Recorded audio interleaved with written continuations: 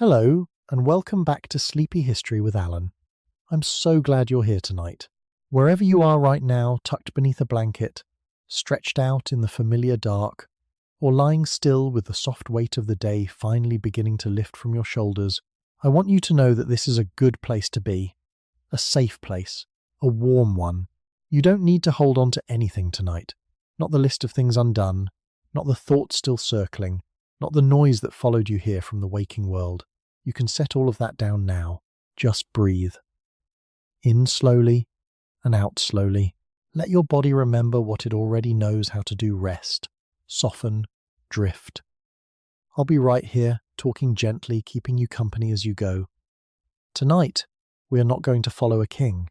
We are not going to ride beside a crusader or stand in the torchlit hall where some lord signed some treaty that changed the borders of some kingdom. Those stories have their place. History is full of them. The shelves bend under their weight. But tonight, we are going to follow someone else entirely. We are going to follow a girl. She has no name in any chronicle. No brass plate marks the place where she was born. No stained glass window holds her image in coloured light. No monk sat down at the end of a long day and decided that her life was worth the parchment it would take to record it. The world she was born into, busy, hierarchical, certain of so many things, did not, on the whole, think that her story was the kind of story that needed saving. And yet here we are, 8 centuries later, and I find myself thinking about her, quietly, persistently thinking about her. The way you think about someone you feel you almost know. She was born somewhere in medieval Europe, perhaps in a village in northern France, or in the green rolling farmland of England, or in the Rhine Valley where the air in autumn smells of wood smoke and turned earth, and something faintly sweet that you can never quite name. The exact place doesn't matter as much as the feeling of it. The stone walls, the low ceilings, the fire that was always either too much or not quite enough, the sound of animals nearby, and wind, and voices, and the rhythmic, steady sound of spinning that seemed in those centuries to underlie nearly everything. She arrived into this world, and the world had, in many important ways, already made its decisions about her. Not out of cruelty exactly. That is one of the things I want us to sit with tonight. The way systems are rarely built on simple cruelty. They are built on habit, an assumption, and the enormous human tendency to believe that the way things have always been done is the way things were always meant to be done. The medieval world had a very clear sense of what a girl was, and what she was for, and what shape a good life for her would take. And that clarity, so complete, so confident, so woven into the prayers and the laws and the songs and the sermons, that clarity landed on her the moment she drew her first breath. Before she had ever held a distaff, the distaff was waiting for her. Before she had ever met the boy her parents had in mind, the negotiation was already a possibility on the horizon. Before she had ever wanted anything for herself, the world had assembled a fairly detailed list of the things she would be permitted to want. What strikes me the most, when I sit with this, is not the injustice of it, though the injustice is real and worth naming. What strikes me most is her, the girl inside the system. The interior life that the system could prescribe rules for, but could never, quite, fully reach. The thoughts she had while her hands were busy at the loom, the things she noticed, the humour she must have carried because people always carry humour. It is one of the most persistent and wonderful things about us. The love she gave and received, the grief she sat with, the moments of unexpected beauty that arrived without anyone's permission, a particular slant of winter light through a narrow window, the smell of the first real warmth in March, a song she heard someone singing from across a field and could not get out of her head for days. Those things were hers. Entirely, privately, indestructibly hers. And tonight, I want us to go back to her. Slowly, gently, with the kind of attention that history for the most part did not give her while she was living it. We will follow her from the candlelit room where she arrived, through the brief, muddy, laughing country of early childhood, and into the years when the world began to make its heavier demands. We will sit with what she was taught. We will sit with what was deliberately kept from her. We will walk with her to the threshold of the life that had been arranged, and we will feel the full complexity of that moment, not only the weight of it, the tenderness inside it too. We will step through the convent gate and sit for a long while with 2 women, Hildegard of Bingen and Christine de Pizan, who found, each in her own extraordinary way, a path that the world had not exactly designed for them. And then we will return, at the end, to the unnamed millions, the gleaners, the spinners, the mothers at the night fire, the ones who passed their knowledge forward in whispers and demonstration, and the particular wordless fluency of women teaching women. This is not a simple story. I want to be honest with you about that from the very beginning. It is not a story of unrelenting oppression, and it is not a story of romanticized triumph. It is a life. Layered and specific and real, full of love and labour and the particular beauty that seems to grow in people who learn by necessity and sometimes by choice to find richness within the life they are given. Even while quietly, persistently hoping for more, you are safe here, wrapped up warm, with nowhere to be and nothing to do but listen. This story happened a very long time ago. Let it come to you softly, the way all old things do, not with urgency, but with the slow, quiet gravity of something that has been waiting a long time to be told. Lights low, blanket up. We begin. Let us go back then, back through the centuries, slowly, the way you sink through the layers of a deep and comfortable sleep, one level at a time, each one quieter than the last, each one a little warmer, a little further from the noise of the world you left behind. 8 centuries back, further than your grandparents, further than their grandparents, further than anyone you have ever met, or read a letter from, or seen a photograph of, back to a time before photographs existed, before printing presses, before the particular kind of light that electricity makes, that clean, flat, effortless brightness that we have grown so used to we barely notice it anymore. Back to firelight. Only firelight. The room is small, stone walls, close and cool to the touch, even in the warmth of the season. A low ceiling of rough-hewn timber, darkened by years of smoke. A single window narrow, barely wider than a man's hand, is long that lets in a thin blade of grey early morning light. The shutter is pulled half closed against the autumn chill, and the light that comes through is the colour of old linen, soft and without edges. There is a fire in the hearth, a good one, recently built up. The wood is catching properly now, the small snap and whisper of it filling the room with a sound that is, underneath everything else, deeply, biologically comforting. The smell of it is everywhere, wood smoke and hot stone and something faintly resinous from the timber. A rushlight burns on the ledge near the door. It gives a warm, amber, slightly unsteady light that makes everything in the room look gentler than it might in full day. The shadows move. The walls breathe. The whole small space feels, in this particular light, less like a room and more like the inside of something living. There are herbs on the floor, dried lavender and meadowsweet, and a little thyme, scattered over the packed earth, releasing their scents slowly into the warm air. This is deliberate. Everything in this room tonight is deliberate. Someone, her mother, or a neighbour, or the midwife who arrived an hour ago with her bag of careful things, has prepared this space with the full, quiet seriousness of a person doing something important. Because something important is happening. A girl is arriving. The midwife's hands are remarkable. I find myself returning to them whenever I imagine this room. They are not young hands. They are the hands of a woman who has done this work for decades, large-knuckled, sure, carrying the particular competence of someone who has learned their craft, not from a book, but from doing, and watching, and doing again. She knows exactly what she is doing. She has known it for a long time. And there is something in that knowledge, that calm, embodied, completely unshakable knowledge that fills the room like warmth. She has delivered hundreds of children into this world, perhaps more.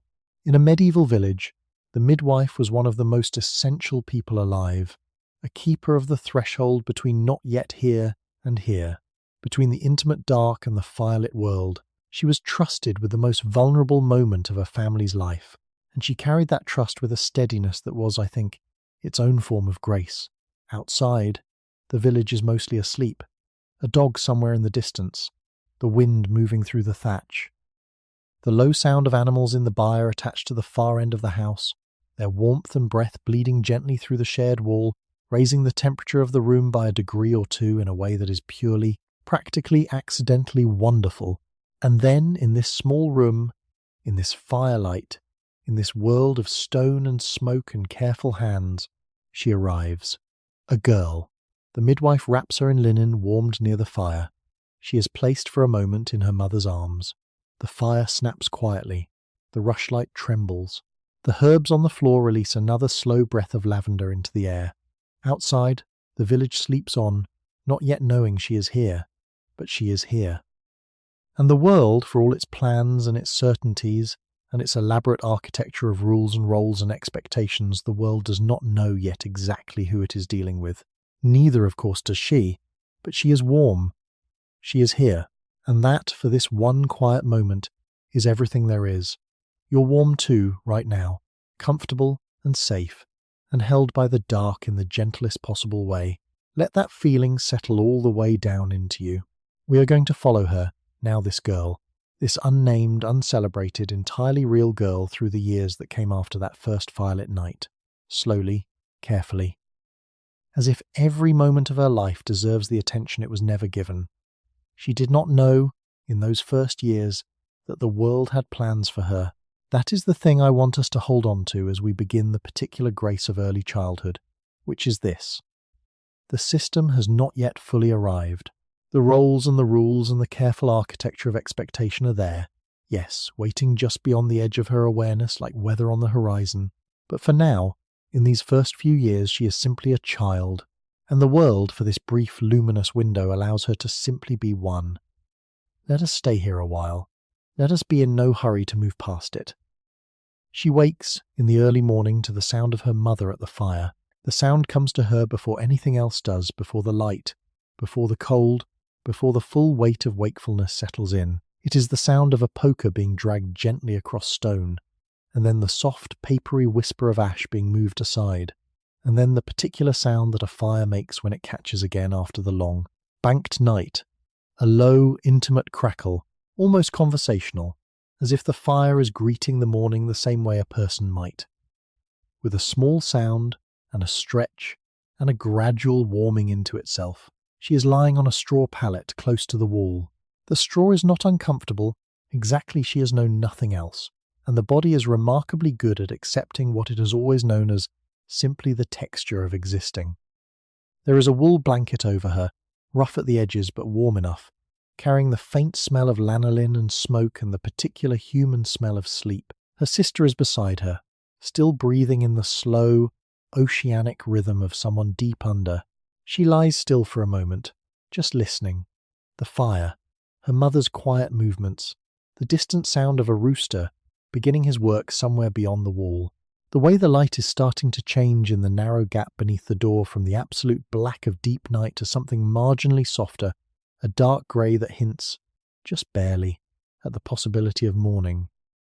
I find this quietly extraordinary, this moment before a medieval child fully wakes, because in this moment, before the day has made any demands and after the night has done its work, she is entirely herself, not yet a daughter with tasks, not yet a girl with a future being planned, just a small, warm, breathing person, listening to the fire, watching the light change, alive in the simplest and most complete way imaginable.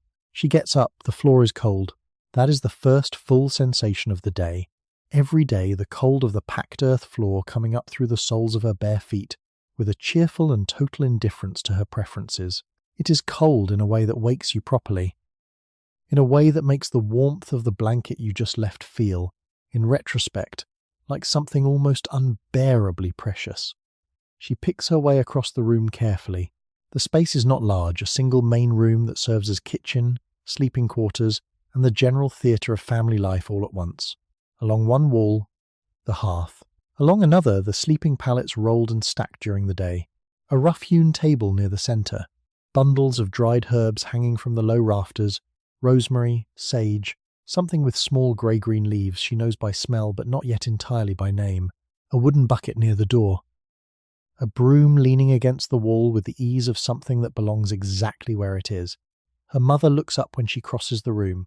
There is in that look something I find myself returning to again and again when I think about medieval childhood. It is not a sentimental look. Life in a medieval village did not, on the whole, leave much room for sentimentality in the modern sense, but it is a warm look, immediate and real. the look of a woman who is tired and competent and entirely glad that her child is here, awake and well on this particular morning. She hands her a heel of bread. The bread is dense and dark, a rough rye loaf, slightly chewy, with a crust that has the particular quality of bread baked in a stone oven the previous day, hard on the outside and still carrying a ghost of warmth and softness within. She eats it standing up, near the fire, with the serious, unhurried concentration of a small child eating something good. Outside, the world is becoming morning. You're completely safe and warm right where you are. This world is very far away and very long ago. Let it come to you like a story told by firelight, soft and slow, and entirely without urgency. The village she grows up in is small by any measure. Perhaps 30 families, perhaps a few more, in a good year when the harvest held and the sickness stayed away. The houses are clustered close together not from sentiment, but from the simple practicalities of warmth and safety, and the comfort of proximity that people who live close to the land seem to develop naturally, like a reflex. The church is the largest building, its small stone tower visible from the furthest field. The Lord's Manor sits at a remove, behind its low wall, present always as a fact of life rather than a daily encounter. The mill turns when the wind permits. The well is at the centre of things, the place where mornings begin and gossip lives, and the entire social life of the village seems, at certain hours, to concentrate itself. This is the whole world, for now. And it is, I want you to know, it is a world, complete, textured, full of personality and history, and the long memory of a community that has known itself for generations. She knows every face, every voice.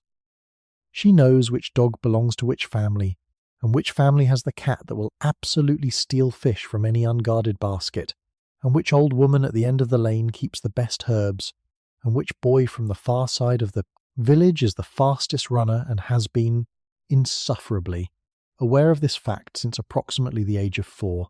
She knows all of this the way you know the rooms of your own house in the dark completely, without thinking, with the particular intimacy of knowledge that comes not from study but from simply being present, day after day, in the same alive and specific place. The games she plays are the games children have always played, across cultures and centuries, with a persistence that tells you something important about what children fundamentally are. She runs. Of course she runs through the muddy lanes between the houses, through the long grass at the edge of the common field, along the path beside the stream where the bank is soft and slightly treacherous, and jumping across the narrow places requires a calculation of distance and courage that she has been refining since she could walk.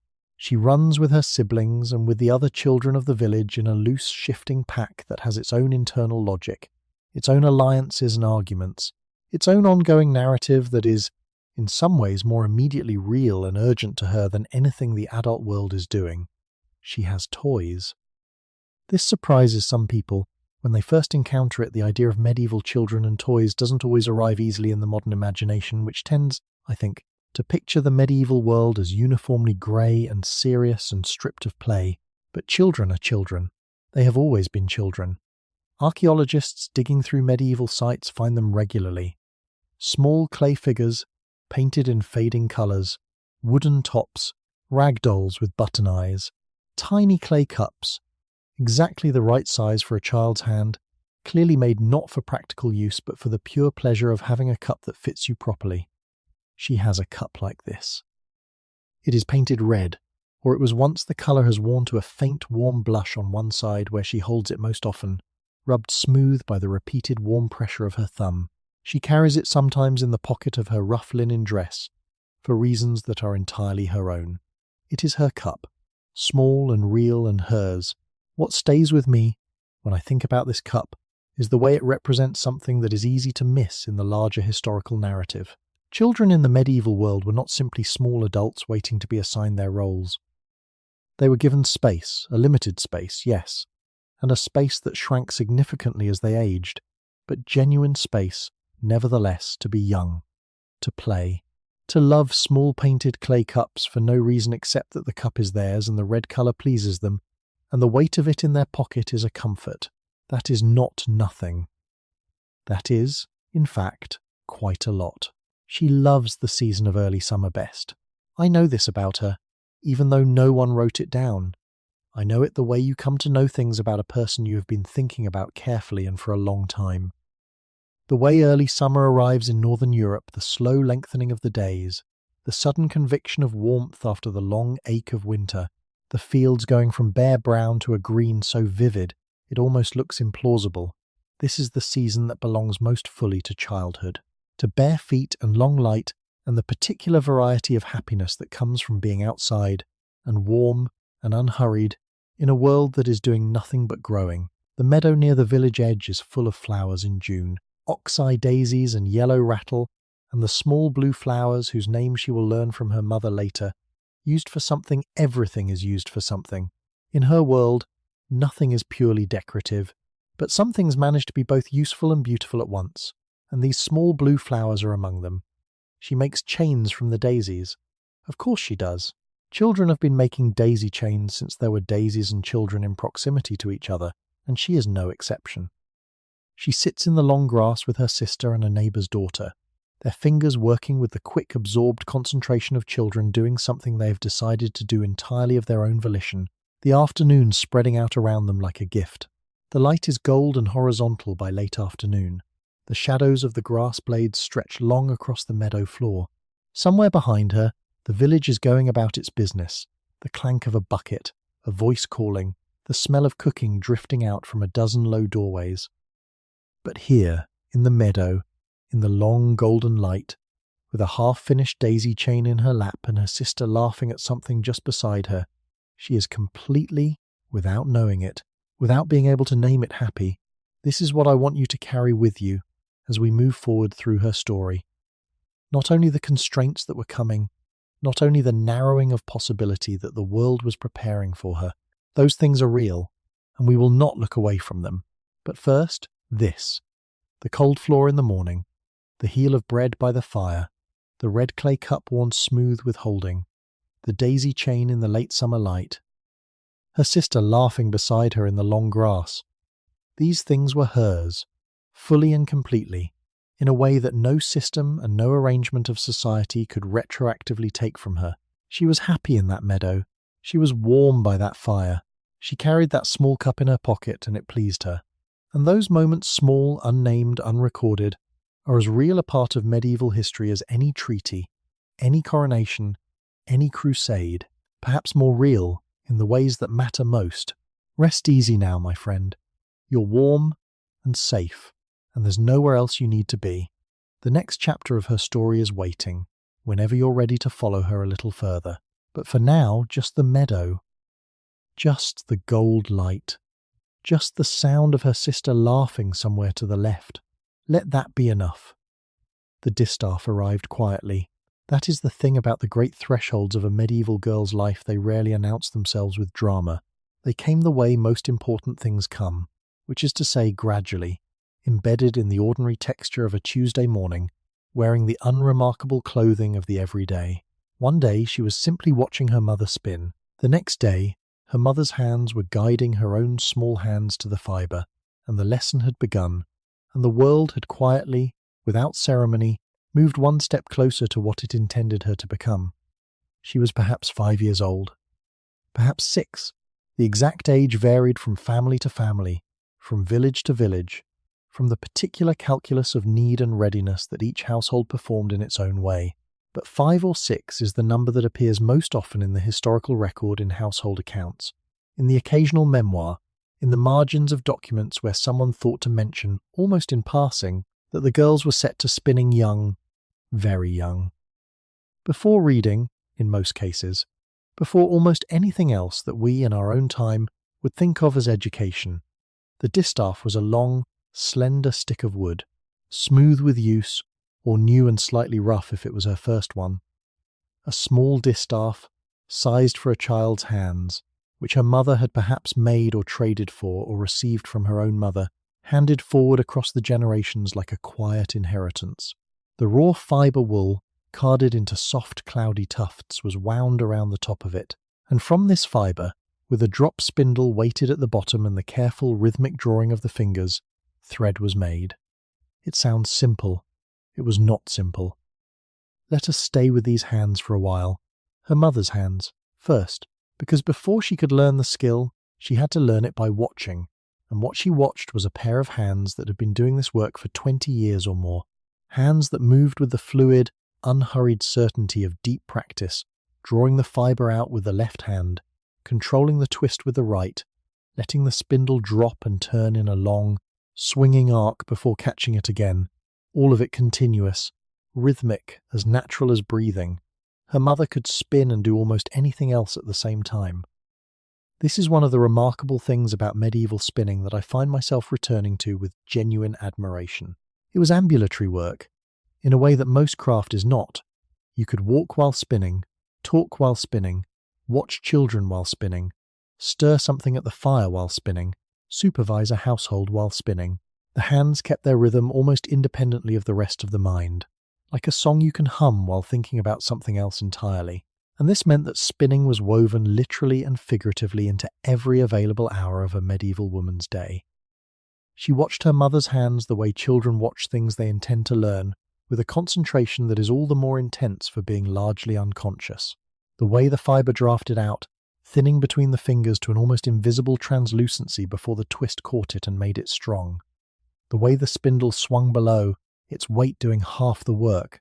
The particular small adjustment her mother made with her thumb, every few seconds, so practiced and so minute that it barely registered as a movement at all, just a slight, almost imperceptible shift that kept everything even, kept the thread from breaking, kept the whole delicate system in its proper balance. You're safe and warm, right where you are. Nothing needs your attention right now. Just let these quiet hands work, far away and long ago, while you rest. Her first attempts were disasters. Of course they were.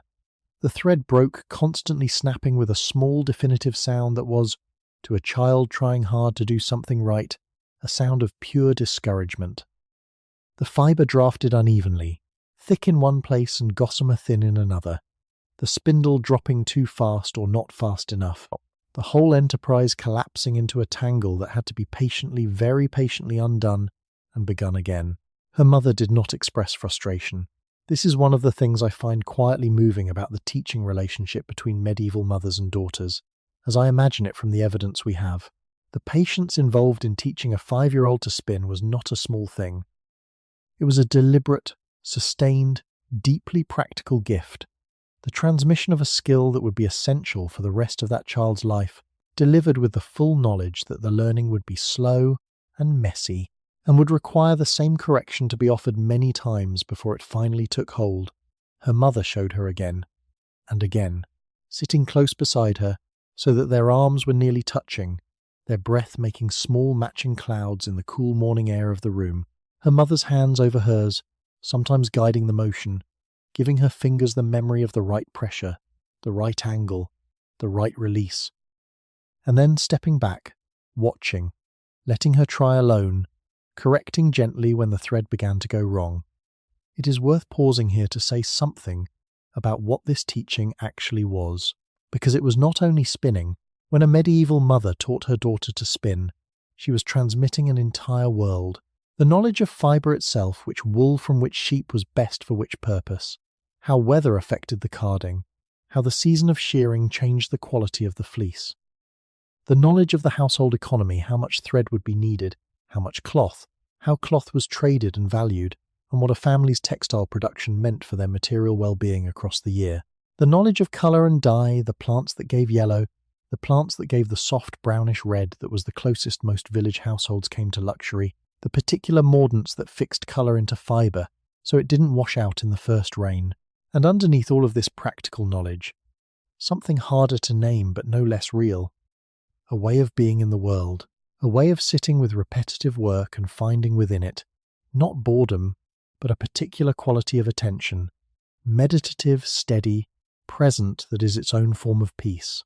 The medieval world did not have a word for what we might call mindfulness, but the women who spent their days in rhythmic, skilled, repetitive work were practicing something that functioned very much like it, a quality of settled, alert presence that the work both required and produced. Her mother had this quality. She could feel it, sitting beside her in the mornings.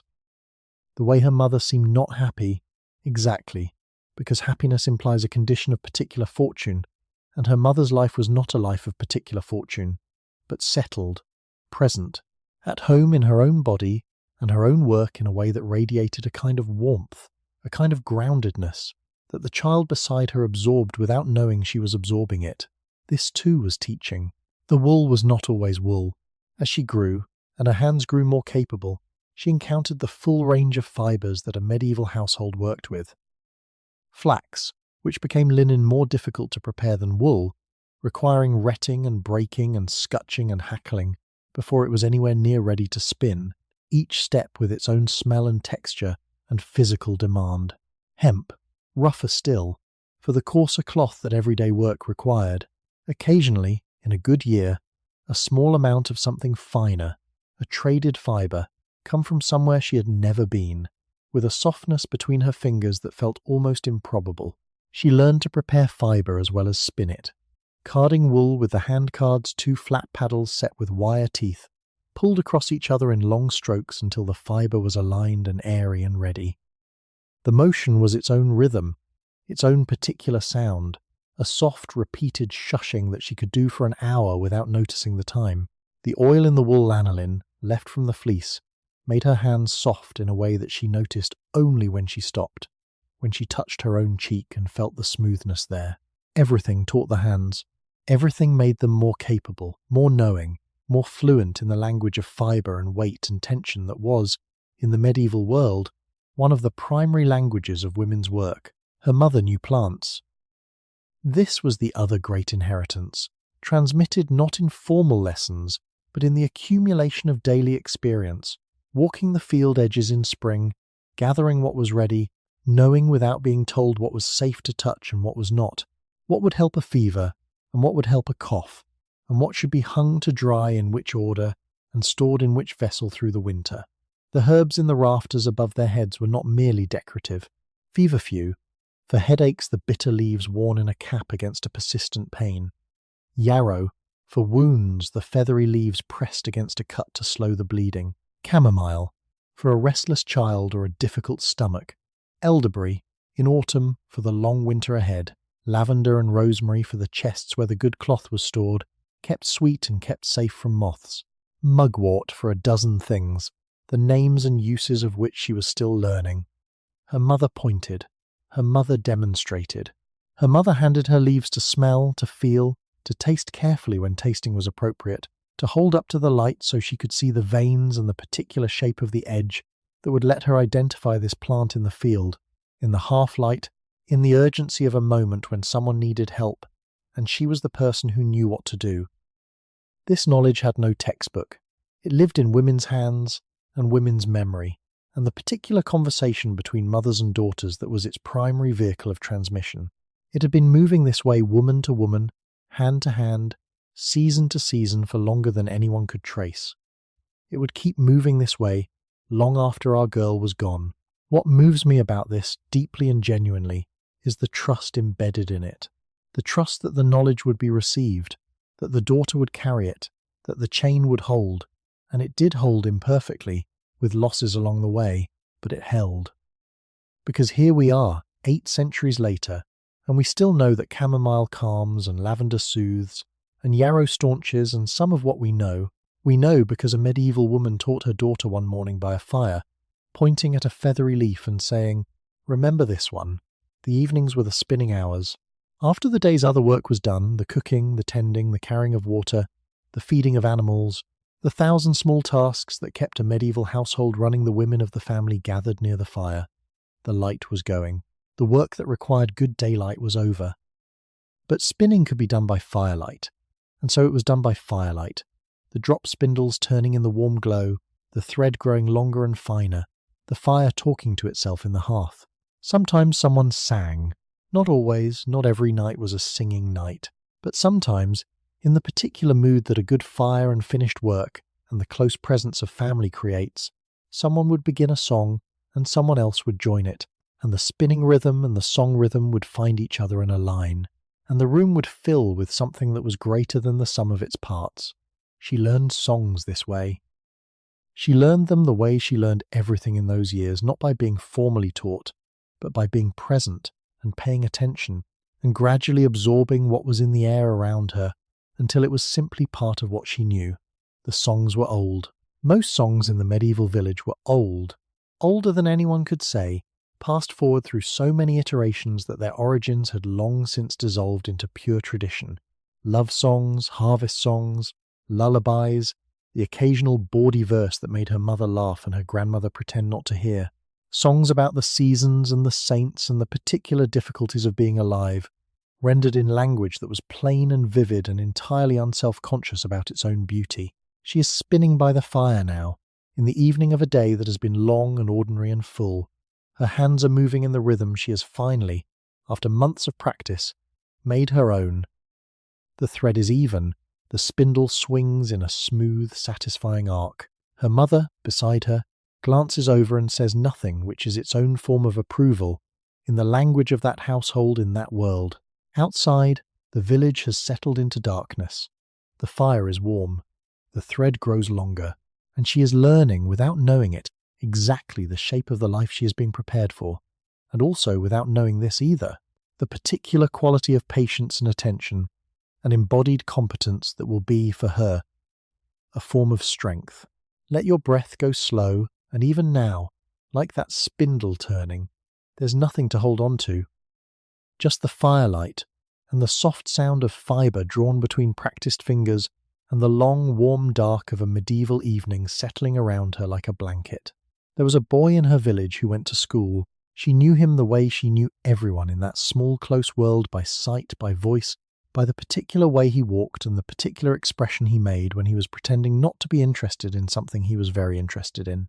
He was perhaps a year older than her, the son of a merchant, or a minor official, or a family with just enough means and just enough ambition to arrange what most families in that village could not.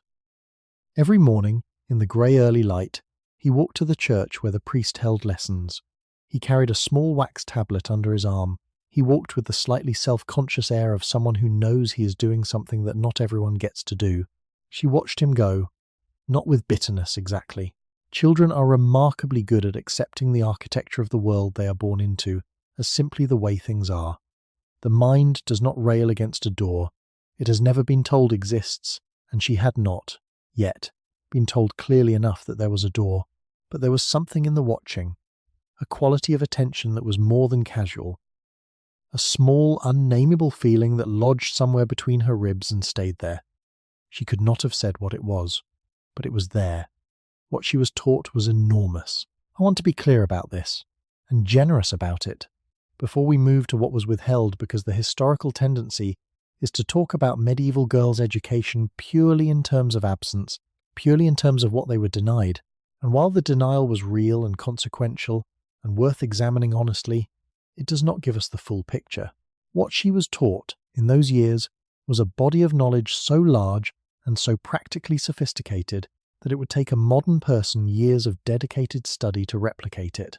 She was taught to manage a fire which sounds simple, but is not.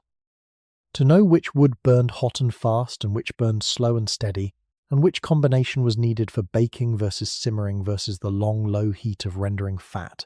To bank a fire properly at night so it survived until morning without burning the house down, a skill that required a genuine understanding of combustion, of airflow, of the particular behaviour of different materials under heat. All of it held not in theoretical knowledge, but in the body, in the hands, in the accumulated experience of 100 mornings spent coaxing yesterday's coals back into life. She was taught to cook, not in the modern sense of following a recipe, but in the deeper sense of understanding food, what was available in which season, how to preserve what was abundant now for the scarcity that was coming, how to stretch what little there was into something that fed a family adequately, how to recognize when stored food was still safe and when it was not, how to use herbs and spices to make the plain palatable, how to bake bread from a sourdough culture that she would tend like a small living thing, feeding it, keeping it warm, understanding its moods. She was taught the textile arts from the raw fibre to the finished cloth, the full, sophisticated chain of processing and production that we touched on in the previous chapter, but extending further now into weaving and cutting and sewing and mending, into the particular knowledge of how to make a garment fit a human body, how to extend the life of cloth through careful darning, how to take a worn-out garment apart and reassemble its pieces into something new. She was taught animal husbandry, at least at the household scale, the keeping of chickens, the management of a pig if the family had one, the basic care of the ox or the cow, whose labour and milk were essential to the household's functioning. She knew how to recognise a sick animal and what to do about it. She knew the rhythms of the agricultural year from the inside, not as an observer but as a participant whose labour was woven into every season's work. She was taught to manage a household economy, to know what things cost and what they were worth, to negotiate at market, to understand the difference between what a family needed and what it wanted, and how to navigate the perpetual gap between those two things. This was not a simple skill. Medieval household economics was genuinely complex, involving barter and credit, and the management of variable harvests and the unpredictability of illness, and the constant calculation of how to allocate limited resources across competing needs. She was taught, in short, to run a world, just not the world beyond the threshold, the threshold. That is the word that keeps arriving when I think about the boundaries of a medieval girl's education. Not a wall, exactly because walls imply something built with hostile intent, and the reality was more nuanced than that, but a threshold. A clear line between the interior world, which was hers to know and manage and eventually govern, and the exterior world, the world of letters, of legal documents, of theological argument, of the trades and the guilds and the slow, accumulating formal knowledge that was being written down and passed forward through institutions that were, with very few exceptions, not built with her in mind. Most girls in medieval Europe did not learn to read. This is the fact that I find myself sitting with longest whenever I think about our girls' education. Not because literacy is the only measure of education, or the only measure of intelligence, it is neither, and the oral culture she inhabited was rich and sophisticated in ways that a purely literate perspective misses, but because literacy is the key to a particular kind of world, the world of accumulated written knowledge, the world of law and contract, and the formal transmission of ideas across generations. And that door was, for most girls, most of the time simply closed, not always locked. The distinction matters. There were exceptions, and we will meet some of them. In convents, in prosperous urban households, in the occasional family that valued learning for its daughters as well as its sons, girls did learn to read. Some learned Latin. Some, eventually, learned to write.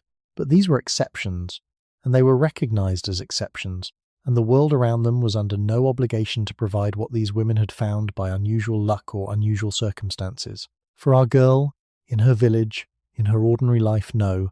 The wax tablet went under the arm of the merchant's son every morning and walked away up the lane toward the church.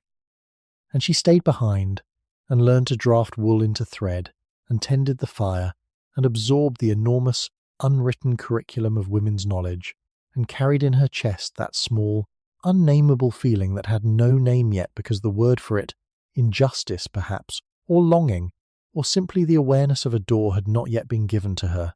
Just breathe easily now. You're held and warm and none of this can touch you tonight. Just the story, soft and distant, coming to you from very far away. The priest taught her the prayers. This was the one formal intersection between her world and the world of written language, the prayers of the church, memorized in Latin, recited, without necessarily understanding every word, but with a sincerity and a regularity that made them as much a part of the texture of daily life as eating and sleeping. The Pater Noster, the Ave Maria, the Credo, these she knew by heart. She had known them since before she could properly speak, the words learned first as sound, as rhythm, as the particular comfort of familiar language repeated in familiar contexts, and only gradually acquiring something closer to meaning. The Church was, in fact, one of the primary sources of education available to women, not the education of the cloister, which we will come to in a later chapter, but the broader education of liturgy and story and the rich visual theology of the medieval church interior. The walls of the church she attended every Sunday were painted. Not every church had paintings of this quality. Some were plain, some were only partially decorated, but in many villages the church walls carried images in vivid tempera, scenes from the Gospels, the lives of the saints, the sequence of the Last Judgment rendered in colours that were meant to be simultaneously beautiful and instructive. She could read these images. This is a form of literacy that we do not always think to call by that name, but it deserves the name. The ability to look at a painted wall and understand its narrative, to follow the sequence of images, to recognize the figures, to understand what was being communicated and why this was a genuine cognitive skill, and she had it. She had been developing it since she was small enough to be carried into the church on her mother's hip, and the figures on the wall were the first visual stories she had ever encountered. The saints were particularly important. Each saint had her feast day, her story, her particular domain of intercession. She knew them the way she knew her neighbours, as individuals with personalities and histories and particular areas of expertise. Saint Bridget for healing, Saint Dorothy for gardens, Saint Margaret for women in childbirth. Margaret, who had famously survived being swallowed by a dragon and burst out again unharmed, which was, when you considered it, an extraordinarily vivid and useful piece of encouragement for anyone facing a dangerous labour. The saints were her mythology, her constellation of models and intercessors, her cast of extraordinary figures against whom she could measure the ordinary texture of her own life. She prayed to them, with a directness and a confidence that I find quietly moving, not from a distance, not with the self-consciousness of someone uncertain whether they are being heard. She spoke to them the way you speak to someone you trust, someone who knows you and wishes you well. The relationship was personal, specific, ongoing. And in this relationship, this direct, private, unmediated conversation with figures she believed were listening, she had something that no male hierarchy could fully control or constrain, a private interior life with its own authority. She learned numbers, not formally, not from a teacher, not with a slate, but practically, in the way that the medieval household required. She could count and keep track. She could calculate how much flour remained and how many days it needed to last. She could negotiate at market with a confidence that came from genuinely understanding what things were worth. She knew how many rows of stitches a garment required, how many ells of cloth, how many days of labour. She knew the calendar not as text, but as lived rhythm. The feast days, the fasting days, the agricultural markers that divided the year into its working segments. She had a memory like a ledger. This is something I want to pause on, because it goes against the assumption still surprisingly common that women in pre-literate contexts were intellectually passive. She was nothing of the kind. The demands placed on her memory by the world she inhabited were genuinely substantial. Every piece of practical knowledge she had been given lived not in a book but in her head, organized and accessible, and constantly updated as new experience accumulated.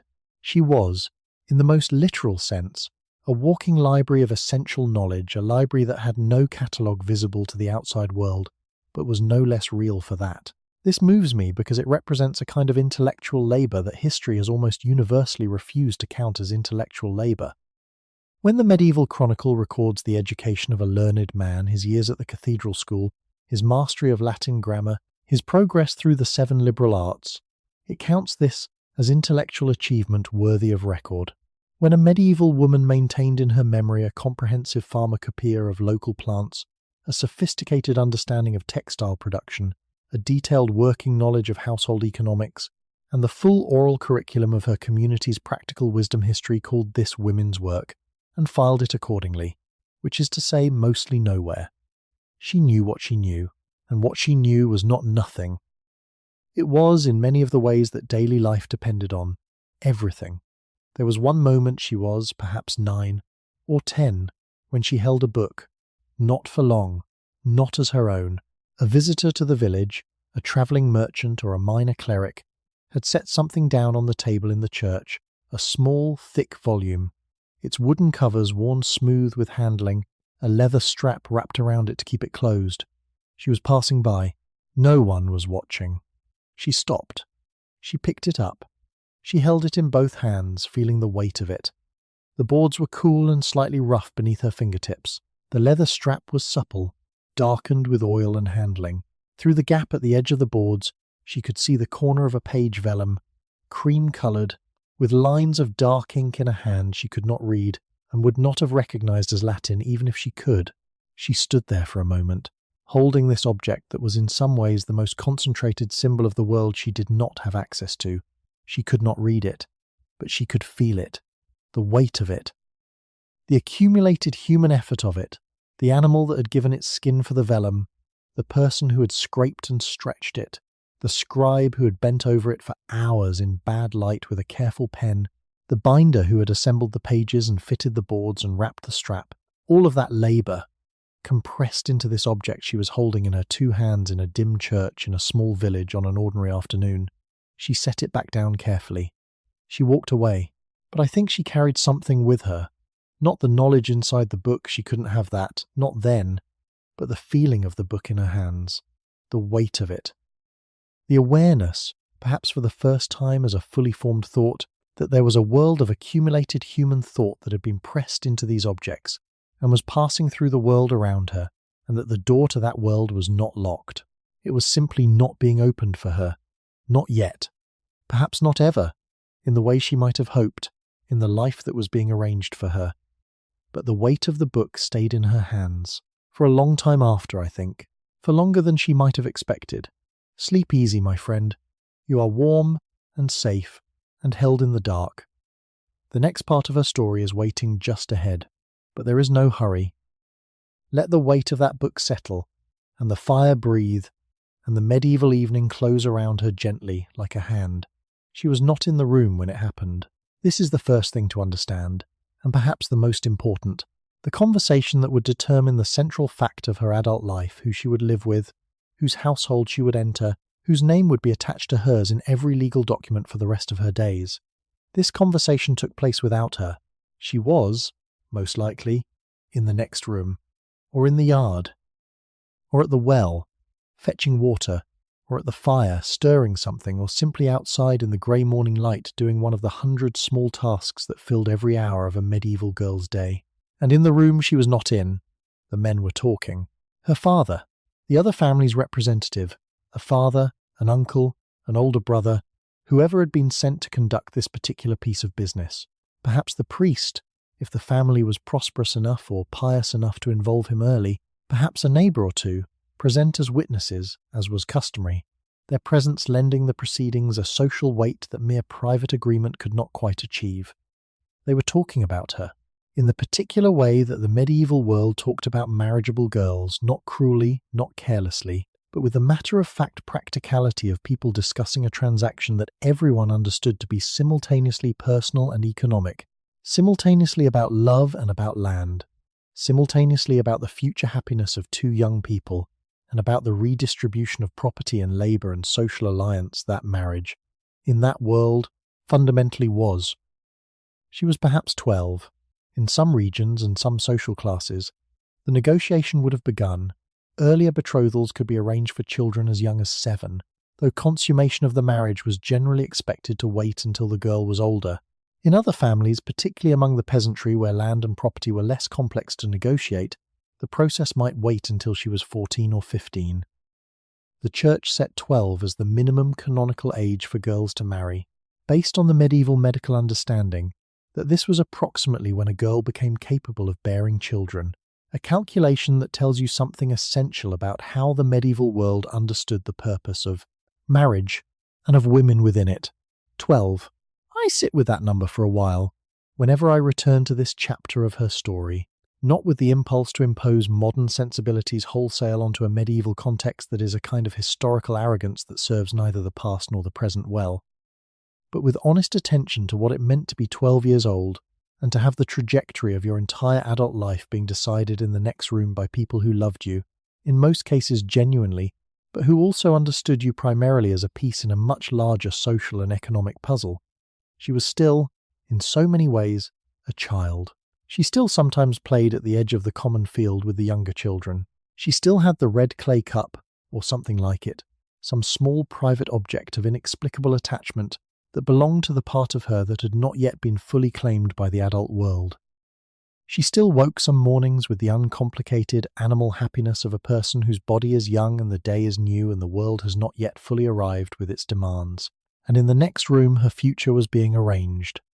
Let us go into that room carefully, not to judge what we find there, or not only to judge but to understand it, to sit with its full complexity, because the full complexity is more interesting and more true than any simple verdict we might arrive at too quickly. The men around the table were not monsters. Her father was a man who loved her. This is something I feel confident about, even across the centuries, even without a single document to confirm it. The love of a medieval peasant father for his daughter was no less real than any other love across any other time. It was simply expressed within a set of assumptions and structures that look, from our vantage point, profoundly limiting. He believed, genuinely and without significant doubt, that what he was doing in this room was providing for her, securing her future, ensuring that she would have a household and a protector, and the social legitimacy that, in his world, only marriage could provide to a woman. He was not wrong that these things mattered. In the world he inhabited, they mattered enormously. A woman without marriage was a woman without legal standing, without economic security, without the social framework that the medieval world provided almost exclusively through the mechanism of belonging to a man's household. What he was doing in this room was the thing a father did when he wanted his daughter to be safe. That it was also, simultaneously, the thing that removed her from the category of person who could make her own decisions about her own life. This was a contradiction that the medieval world held without apparent discomfort, because it was a contradiction so embedded in the structure of things that most people could not see it as a contradiction at all. It was simply how the world worked. It had always worked this way. The church sanctioned it. The law encoded it. The songs and the stories confirmed it. He loved her, and he was arranging her life without her. Both of these things were true.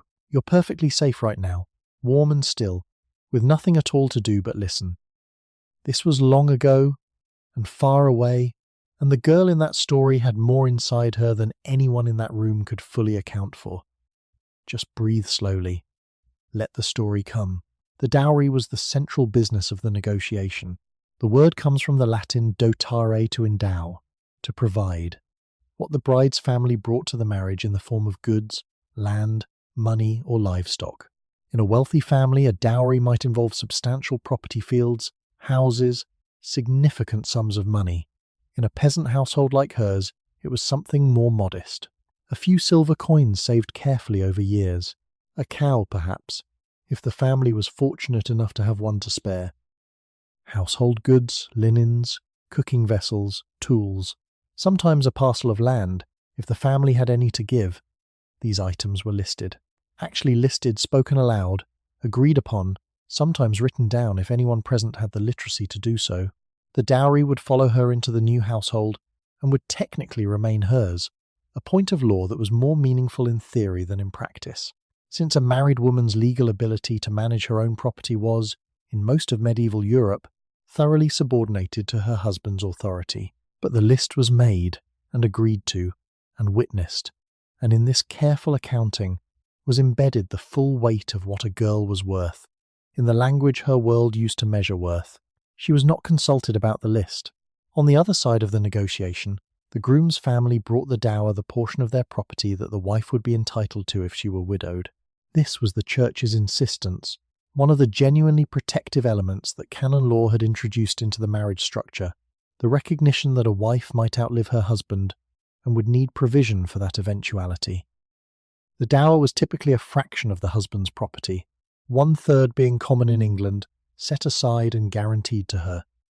She would not know the details of this arrangement for some years yet.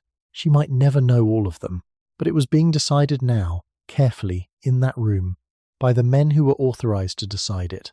What about him, the boy, the young man, who was the other half of this transaction? Let us give him a moment's attention too, because fairness requires it, and because his position was more complicated than the simple calculus of male privilege might suggest. He was probably not much older than her, 15 perhaps, or 16, perhaps a little more. In the peasant household, a son married when his family had assembled enough to make the marriage viable, which meant that many men, like many women, had little individual choice in the timing or the partner of their first marriage. The family's needs governed, the available matches governed, the slow, pragmatic arithmetic of village social life governed. He had, it is true, slightly more formal say than she did. In canon law, both parties were required to consent to a marriage, and this requirement was taken seriously enough by the church that forced marriages could, in theory, be challenged and annulled. In practice, the pressure on both parties, particularly on the girl to agree to what their families had decided, was enormous, and the space between formal consent and genuine free choice was wide enough to lose a great deal inside. But he, too, was largely a piece in a game being played by people older and more powerful than himself. His feelings about the girl he was being matched with, whether he had met her, whether he had any impression of her beyond the general neighbourhood knowledge that percolated through a small village, were secondary to the calculation of whether the match made sense, whether the families were compatible, whether the dowry was adequate, whether the alliance served the interests of both households in the way that marriage, in that world, was fundamentally expected to serve. He was not in the room either, it occurs to me. He was somewhere outside, doing something, perhaps the same kind of waiting, the same kind of peripheral hovering near an important conversation that was happening without him, though with somewhat less riding on it. He would have his household regardless. He would have his legal standing regardless. He would have his name and his property and his place in the world regardless of how this particular negotiation resolved. She would not. For her, this conversation was the hinge upon which almost everything turned. She knew something was happening. Children always know. The particular quality of adult busyness that surrounds an important event has its own texture, its own smell, almost the visitors in good clothes, the slightly elevated pitch of her mother's movements, the way the house had been cleaned more thoroughly than usual that morning, the fire built up higher, the best bread made. These were signals she could read fluently, in the way she read everything in her world, not from text, but from careful attention to the sensory and social environment around her. She was sitting outside, or nearly outside, in the narrow strip of beaten earth between the house and the low wall that separated it from the lane. She had something in her hands, perhaps mending, perhaps carding, perhaps simply the distaff that was by now so habitual that she sometimes picked it up without consciously deciding to, her hands moving in their accustomed rhythm, her eyes on the lane, on the morning, on the particular way the light was falling across the thatch of the house opposite. She was listening.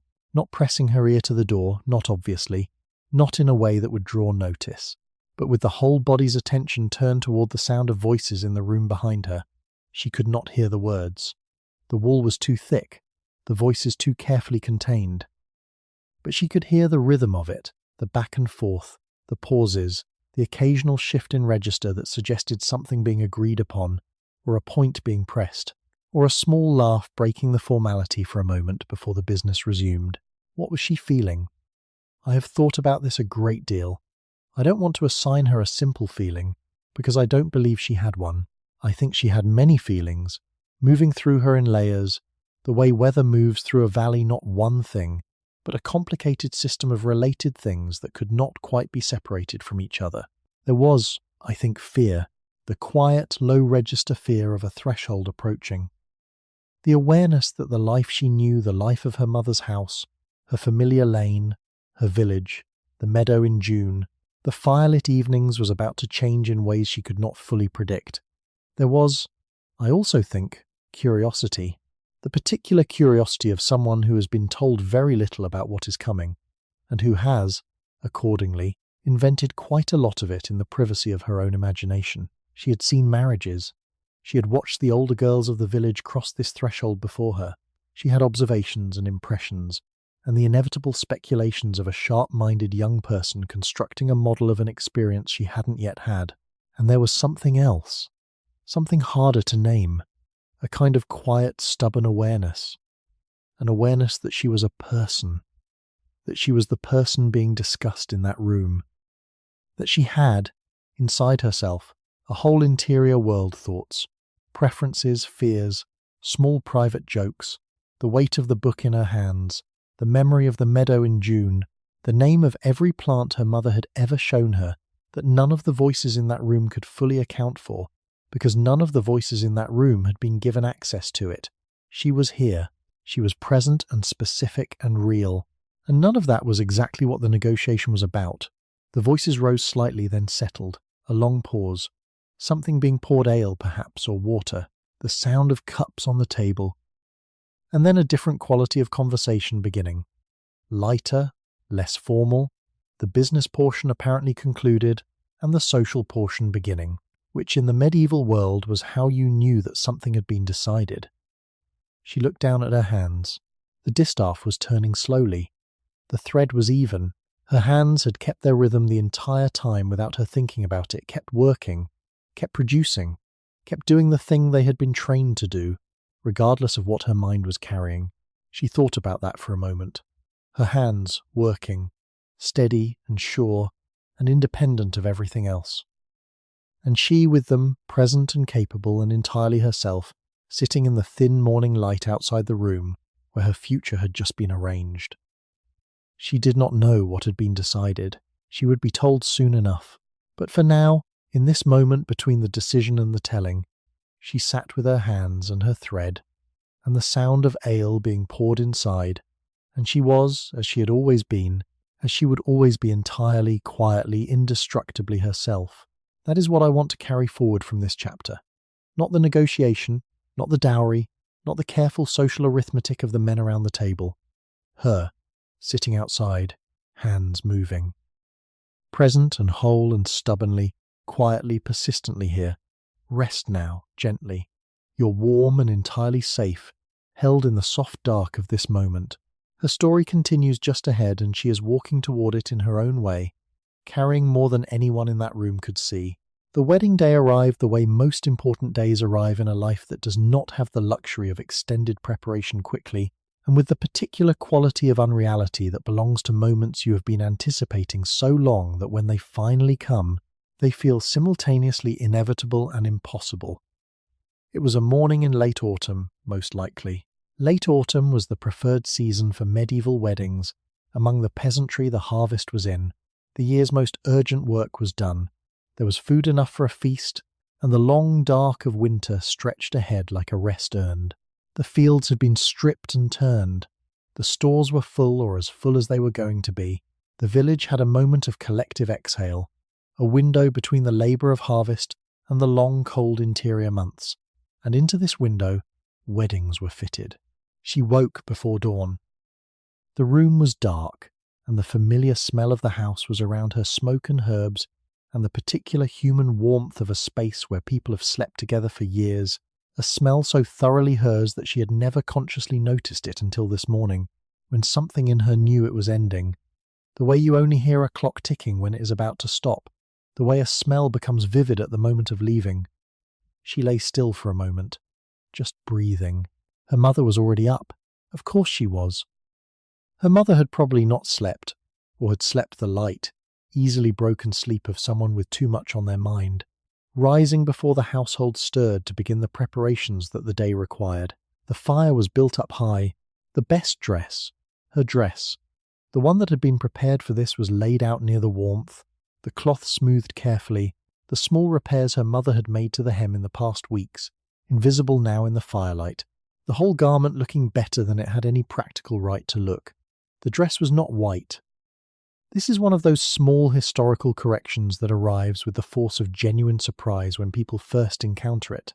The association of brides with white is largely a 19th century development, consolidated by Queen Victoria's famous choice in 1840 and spread outward from there through the machinery of fashion and aspiration. In the medieval world, a bride wore her best dress, and her best dress was whatever colour her family could manage. Blue was considered particularly auspicious, associated with the Virgin Mary, with faithfulness, with constancy. Red was festive and warm. Green carried its own symbolic freight. The dress might be any of these, or a combination, or simply the richest, best-preserved garment the family owned, regardless of colour. Hers was blue. A deep, uneven blue. The dye was plant-based, woad most likely, and it had the characteristic warmth and slight variation of a natural dye, different at the hem than at the shoulder, darkest in the folds where the light didn't reach. It was not a rich woman's dress, but it was hers, and it was real, and in the firelight it was beautiful in the particular way that simple things made with care are always beautiful. Her mother helped her dress. This is the moment I want to stay with. The particular intimacy of it, her mother's hands at her back, tightening the laces, smoothing the fabric across her shoulders, adjusting the drape with the small, absorbed attention of someone performing an act of love, disguised as a practical task. Neither of them speaking much. The fire warm, the rest of the household still asleep, or pretending to be. allowing this moment its privacy. What passed between them in that quiet? I think it was the kind of communication that exists below language, the kind that happens in the particular quality of a touch, in the length of a pause, in the way a mother's hands slow slightly when they reach the shoulders, and rest there for just a moment longer than the task requires. Her mother had stood where she was standing. Her mother's mother had stood there too. The dress might be different, the season might shift, the specific names and faces arranged at the altar might change from generation to generation, but the morning itself, this particular quality of morning, a daughter being dressed for her wedding by her mother in firelight, before the world was quite awake. This had happened before, many times, and would happen again. There was grief in it, and love, and the particular complicated tenderness of a parent releasing a child into a life they cannot follow her into. And she felt her mother's hands on her shoulders, and breathed, and was present for it, and did not look away. The procession to the church was the public part of the event.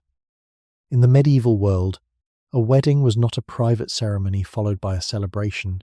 It was a social act, conducted in public, witnessed by the community, because the community had a stake in it. Marriage created alliances and obligations that extended well beyond the two people at its centre. The village needed to know, the witnesses needed to see, the priest needed to bless. And so the procession wound through the lanes of the village, from her family's house to the church, with the whole neighbourhood turned out to watch. She walked.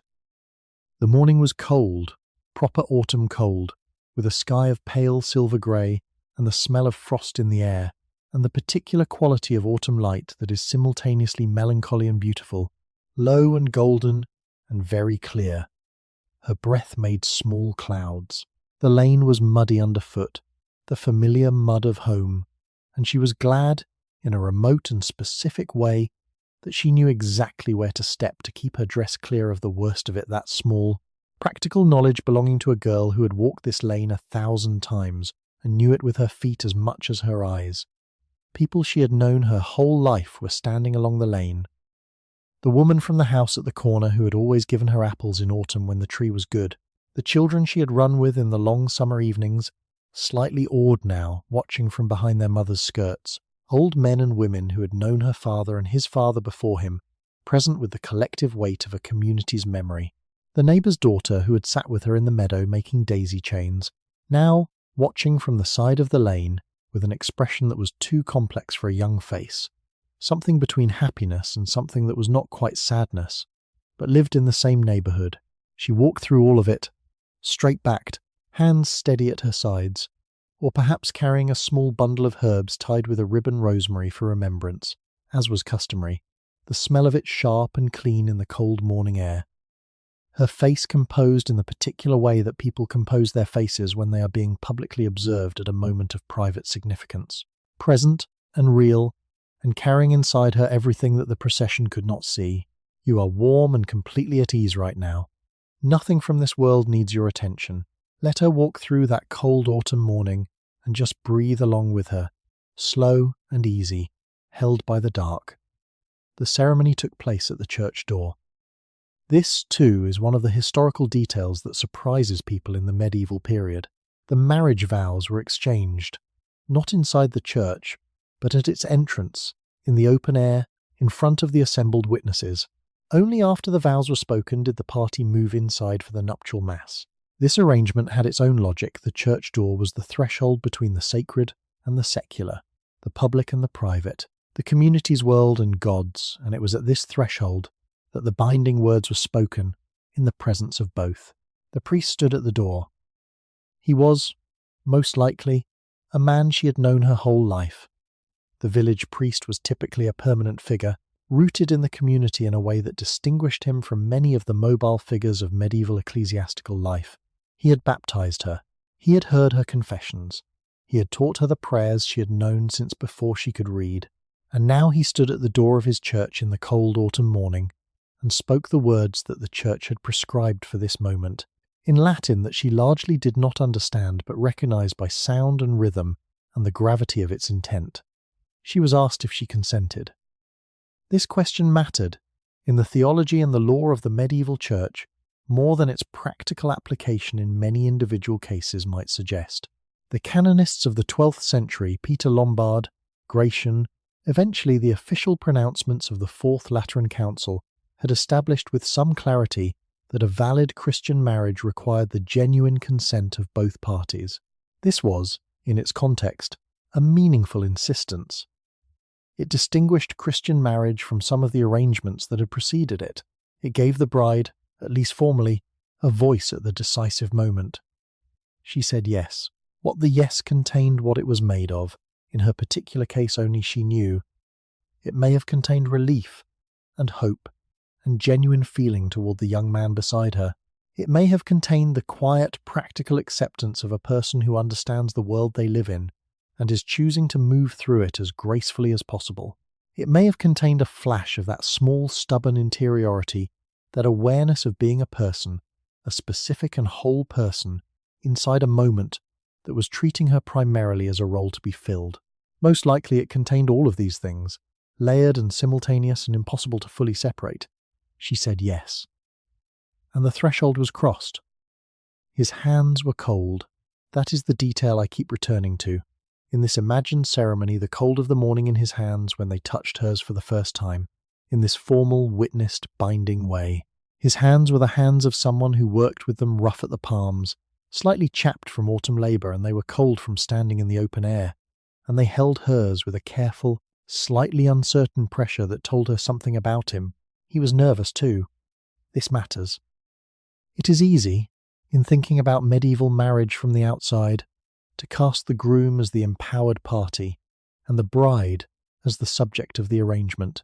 And while this is structurally accurate in terms of the legal and social power differential, it misses the human reality of the moment. He was also young.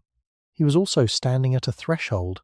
He also had an interior life that the ceremony around him could not fully account for his own fears and hopes, and the particular self-consciousness of a young person being watched by his entire community at a moment of genuine importance. His cold hands in hers. Two young people, both of them nervous, both of them watched, both of them crossing something they could not uncross. The ring, if there was a ring. Not all medieval peasant marriages involved a ring, but many did, was a simple band of metal, not gold, but perhaps silver, or even copper or tin, depending on what the family could manage. It was placed on the fourth finger of her left hand, because the medieval world had inherited from the ancient world the belief that a vein ran directly from that finger to the heart, the vena amoris, the vein of love. The ring on that finger was, therefore, a connection, a direct line. A symbol that knew, in its placement, something important about what marriage was supposed to be. Not only a contract, not only an economic arrangement, but a joining of something interior and essential. She felt it settle on her finger, cool and specific and real. The feast afterward was the warmest part of the day. The great hall of the manor, if the family had use of it, or the largest available space in the village, perhaps the church itself, after the mass, or the yard of the most prosperous neighbour. Tables assembled from boards and trestles. Food brought by the neighbourhood as well as the families. This was the medieval equivalent of a potluck, and it reflected the genuine community investment in the occasion. Bread, obviously. Pottage, the thick, herb-rich stew that was the foundation of medieval peasant cooking. Roasted meat if the season and the family's resources allowed, which at harvest time they often did. Ale, flowing with the particular generosity that feast days always produced. Perhaps a sweetened dish of some kind, honey-based, a luxury made possible by the significance of the occasion. Music. There was almost certainly music. A fiddle, perhaps, or a pipe, some combination of instruments that could sustain dancing, because a medieval wedding without dancing was barely a wedding at all. The music was lively and specific, and completely unlike the music we associate with solemnity or ceremony, not slow, not formal, but energetic, rhythmic, designed to get people on their feet and keep them there. She danced. Of course she danced. Not from uncomplicated happiness. Nothing about this day was uncomplicated, but from the pure, physical animal pleasure of music and movement, and the release of tension that the body seeks when it has been held carefully composed for too many hours. She danced with her mother, and with the neighbour's daughter who had watched from the side of the lane, and probably with her new husband, who was perhaps a better dancer than she had expected, or perhaps a worse one, but who moved beside her in the firelight with the slightly loosened ease of someone who had drunk enough ale to forget, for a few minutes, that the whole village was watching. The fire was very bright, the ale was warm, the music was somewhere between lively and tender, in that particular way that music at celebrations manages to be both at once. And around her, the village she was leaving and also, in some ways, not leaving, because the village was so small and her new household was so nearby that the geography of her daily life would not change as dramatically as the geography of her legal and social self the village was celebrating. For her, however complicated the structures that had brought her here, however many rooms she had not been in when her own future was decided, however many questions she carried that no one had thought to ask her, they were celebrating for her with genuine warmth and genuine goodwill, because that is what communities do. They show up at the thresholds and they celebrate, because celebration is one of the ways that people hold each other through the passages that are frightening, and the passages that are irreversible, and the passages that are both. She looked around at all of it. The faces she had known her whole life, warm and bright in the firelight.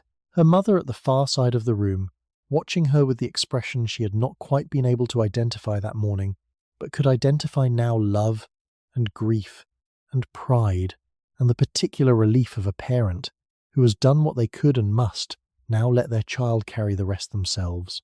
She carried the feeling of it. The whole complicated weight of the day, the cold morning, the procession, the cold hands at the church door, the rings settling on her finger, the music and the dancing, and her mother's face across the firelit room. She carried all of it with her, the way you carry things that are too large for any single emotion to contain. What strikes me most, sitting with this moment across 8 centuries, is not the constraint of it, not the ways the day had been arranged around, and for her, without her full participation, those things are real and I will not unsee them. What strikes me most is her presence, the quality of her attention to her own life, the way she was inside it fully, specifically, irreducibly herself, even in a moment that the world had designed primarily with other purposes in mind. She was here, she was watching, she was feeling everything and carrying everything, and nothing that happened in any room she was not in could take that from her. The fire burned down slowly, the music played, she danced, and the night, which had seemed all day like an ending, began slowly, as she breathed into it to feel like something else as well, a beginning, imperfect and complicated and entirely hers. Rest here for a moment, warm and unhurried. You're safe in the dark, and there's nothing that can reach you now. Her story continues just ahead, into the life that opened after that threshold, and she is walking into it with everything she is, which is, as it turns out, quite a great deal. The new household was smaller than her mother's. This is one of the first things she noticed, in the days after the wedding, when the feast had settled into memory and the actual texture of her new life began to make itself known. Not smaller in floor space, necessarily the dimensions were roughly comparable, stone walls and low timber ceiling, and the familiar geography of hearth and table and sleeping space that constituted the universal floor plan of the medieval peasant home, but smaller in a different way, quieter. The particular quiet of a space that had not yet accumulated her in it, that did not yet carry her smell, her rhythm, her way of moving through a room. She was, for the first time in her life, not entirely at home in the place she was living. This feeling, the feeling of being new in a space that was supposed to be yours, is one that I think crosses every century without difficulty.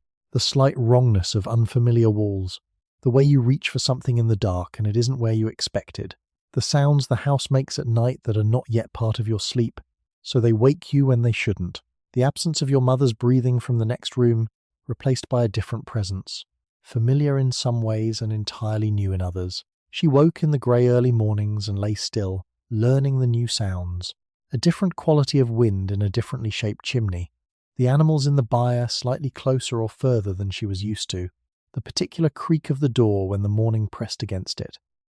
She lay in the dark and she listened, and she was systematic about it in the quiet way that she was systematic about most things, patient, attentive, building her knowledge of this new world from the ground up, the way she had always built knowledge, through careful presence and the slow accumulation of specific detail. Within a week, she knew the house. Within a month, it was beginning to know her. The work of a medieval wife and household manager was not simply more of what she had done at her mother's side. It was something different in kind, not only in degree, because now she was not the apprentice.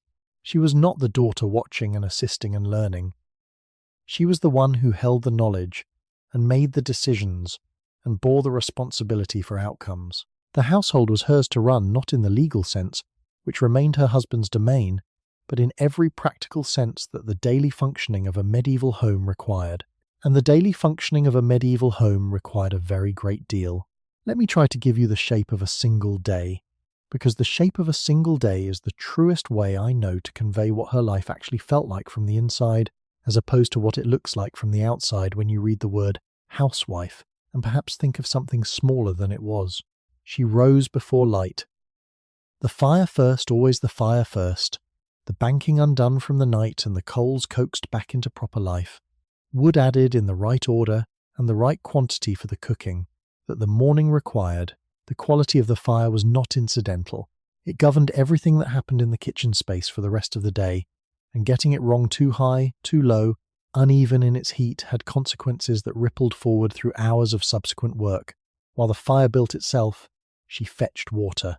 The well was not far, but it was not close either, and the bucket was heavy, and the morning was cold in a way that made the weight of the water feel heavier than it was.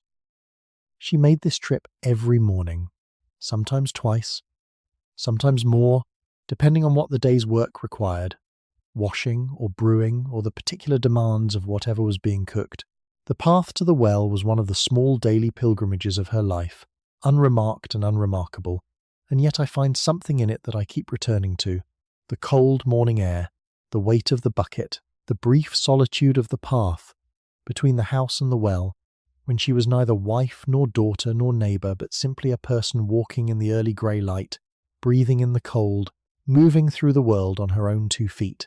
Breakfast was simple bread and ale, typically the ale a weak and practical thing quite unlike the festive drink of the wedding, serving primarily as a safe alternative to water that might carry illness.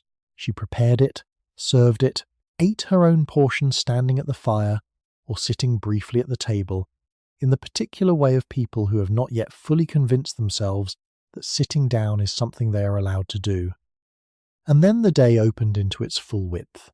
The medieval household calendar was the agricultural calendar, and the agricultural calendar was relentless. Each season brought its own specific set of tasks, layered on top of the baseline work that recurred every single day, regardless of season, the fire, the water, the cooking, the care of children if she had them yet, the spinning that filled every available minute of every available day, from the moment her hands were free of other work. Spring meant planting not only in the field, which was the male domain of ploughing and heavy labour, but in the kitchen garden, which was entirely hers. The kitchen garden was a serious piece of agricultural production, not an ornamental space. Onions, leeks, garlic, cabbages, peas, beans, the vegetables that provided essential nutrition and flavour across the year, herbs for cooking and medicine, carefully positioned, their interactions with each other and with the soil understood in a way that was genuinely sophisticated horticulture, whatever the absence of Latin terminology might suggest. She knew what to plant beside what. She knew which plants helped each other and which competed. She knew the microclimates of her small garden, the wall that held warmth on the south side, the corner where the ground was always slightly wetter than elsewhere, the spot where nothing would grow well because of something in the soil that she had identified through observation rather than chemistry, but understood no less accurately for that. She managed this space with a precision and an intelligence that would have been entirely recognizable to a modern market gardener, expressed in entirely different vocabulary. Summer meant the relentless preservation work that the abundance of summer made possible and the scarcity of winter made necessary. Drying herbs in bundles hung from the rafters, preserving fruit in honey or drying it in careful slices in the residual warmth of the oven after the bread was done. Salting meat when the household had it, making cheese from the milk of the season when the milk was richest, rendering fat and storing it in earthenware vessels sealed with more fat, brewing ale a regular and skilled production, the fermenting culture tended as carefully as the sourdough, the timing and the temperature managed with the particular attentiveness that fermentation requires from anyone who wants consistent results. Each of these tasks had its own body of knowledge attached to it. Each of them had failure modes that she had learned through experience and example. The batch of ale that went sour because the weather turned too warm at the wrong moment, the dried herbs that went mouldy because they had not been dry enough when hung, the preserved meat that spoiled because the salt had not penetrated evenly. The work was skilled, and the skill was built from failure as much as success, which is to say it was built from genuine learning, genuine attention, genuine adjustment over time. She was good at it. I want to say that clearly, because it matters. She was good at her work in the way that people who do something difficult and important over many years become good at it with a deep, embodied competence that expressed itself not in theoretical knowledge, but in consistently good outcomes. The household ran. The family was fed. The stores lasted through the winter. The ale was drinkable, and the bread was good, and the kitchen garden produced what it was asked to produce, season after season, because she was paying attention and she knew what she was doing. This was not luck. It was skill. It was intelligence. It was the product of years of learning and the daily application of genuine expertise.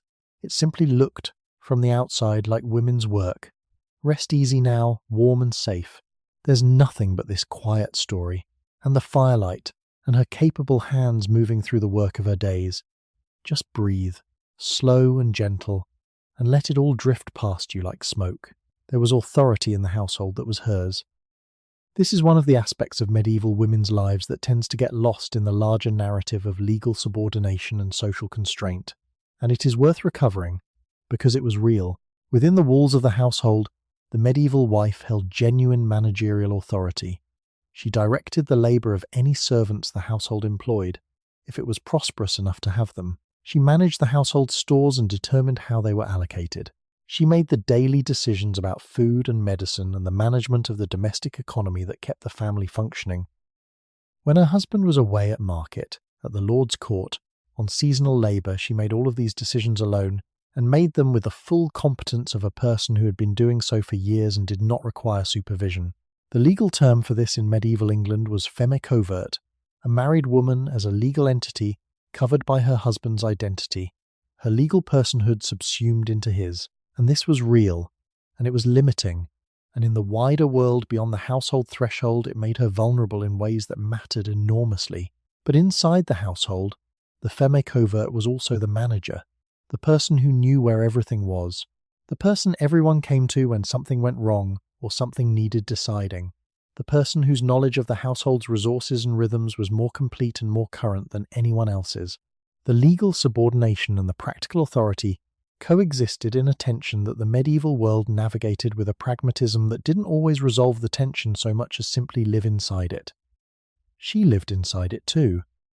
Not with perfect equanimity, she was not a saint, and the tension was real, and there were days when the weight of work and the limits of her legal standing and the sheer relentlessness of the daily calendar bore down on her with a heaviness that was not nothing. Days when she was tired in a way that sleep didn't fully fix. Days when the sameness of the tasks, the fire, the water, the cooking, the spinning, the fire, again felt less like a rhythm and more like a constraint. But there were also other days when the kitchen garden was doing exactly what she had planned for it, the rows of leeks straight and healthy in the morning light, the herbs fragrant and ready. Days when the bread came out perfectly, the crust singing when she tapped it, the crumb inside even and slightly warm when she cut the first slice. Days when the household was running smoothly, everyone fed and the work of the season on track, and she could stand for a moment in the late afternoon light and feel the particular satisfaction of competent work well done. That satisfaction was real. It was hers, and no account of her life that omits it is telling the full truth.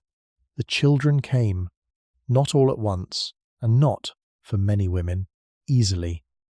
Medieval childbirth was genuinely dangerous, not in the catastrophizing way that modern people sometimes imagine it, as a constant brush with death, but in the sober, statistical way that a woman who bore multiple children over a reproductive lifetime was navigating a real and significant risk with each one.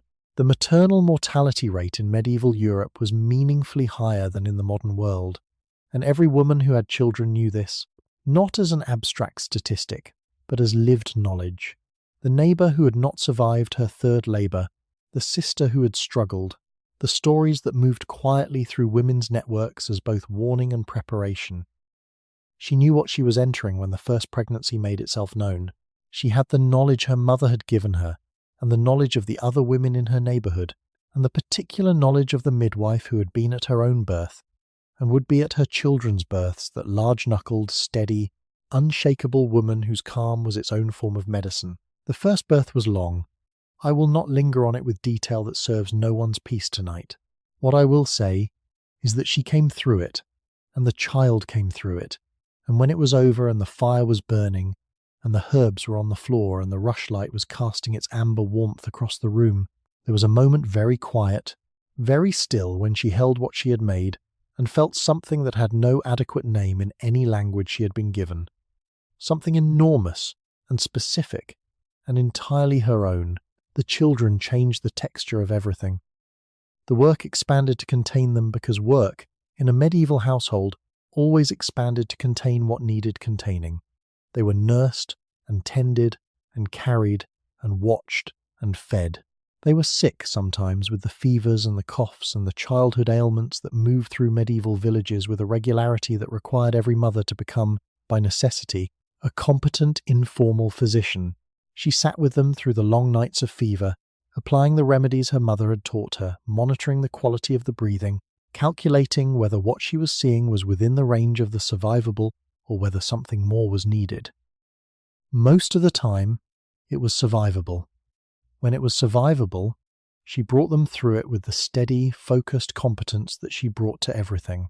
And in the morning, when the fever broke and the child was sleeping properly again, cool and breathing easy, she sat for a moment with her back against the wall and her hands in her lap and felt the particular exhaustion of someone who has been fully concentrated for many hours on something that mattered enormously and has now, for the moment, come through. That exhaustion was also a form of love. I think about this often when I think about medieval mothers. The love that expressed itself not in sentiment, but in sustained, skilled, attentive labour, in being awake at 3 a.m. because someone needed you to be, and bringing to that 3 a.m. moment the full weight of everything you knew, every herb and every technique and every piece of knowledge passed from mother to daughter across generations. That is a form of love that deserves to be called by its name.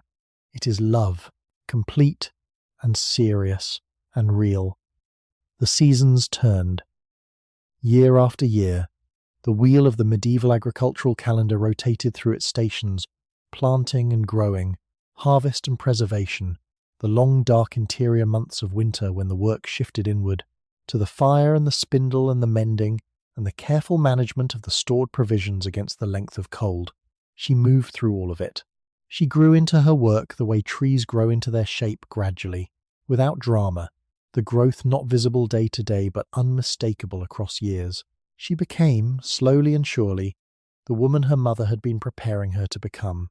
Competent, resourceful, knowledgeable, capable of managing difficult seasons and navigating the unpredictable demands of a life that had no margins for error and required, at all times, the full application of everything she had, and inside all of it the interior life continued, uninterrupted, unrecorded hers. The thoughts she had while her hands were busy, the observations she made about the world around her, the neighbours, the seasons, the small hypocrisies and the genuine kindnesses, and the occasional moments of unexpected grace that constituted village life. The humour, always the humour the medieval world was not without laughter, not by any measure, and she had her share of it, the quiet wit of a person who pays careful attention and notices the gap between how things are supposed to be and how they actually are. She noticed a great deal. She kept it mostly to herself. But it was there, warm and alive and quietly persistent, the whole long time. The work that never ended was also the life that never stopped being hers. Those two things were the same thing, in the end, and she carried both of them, all the way through.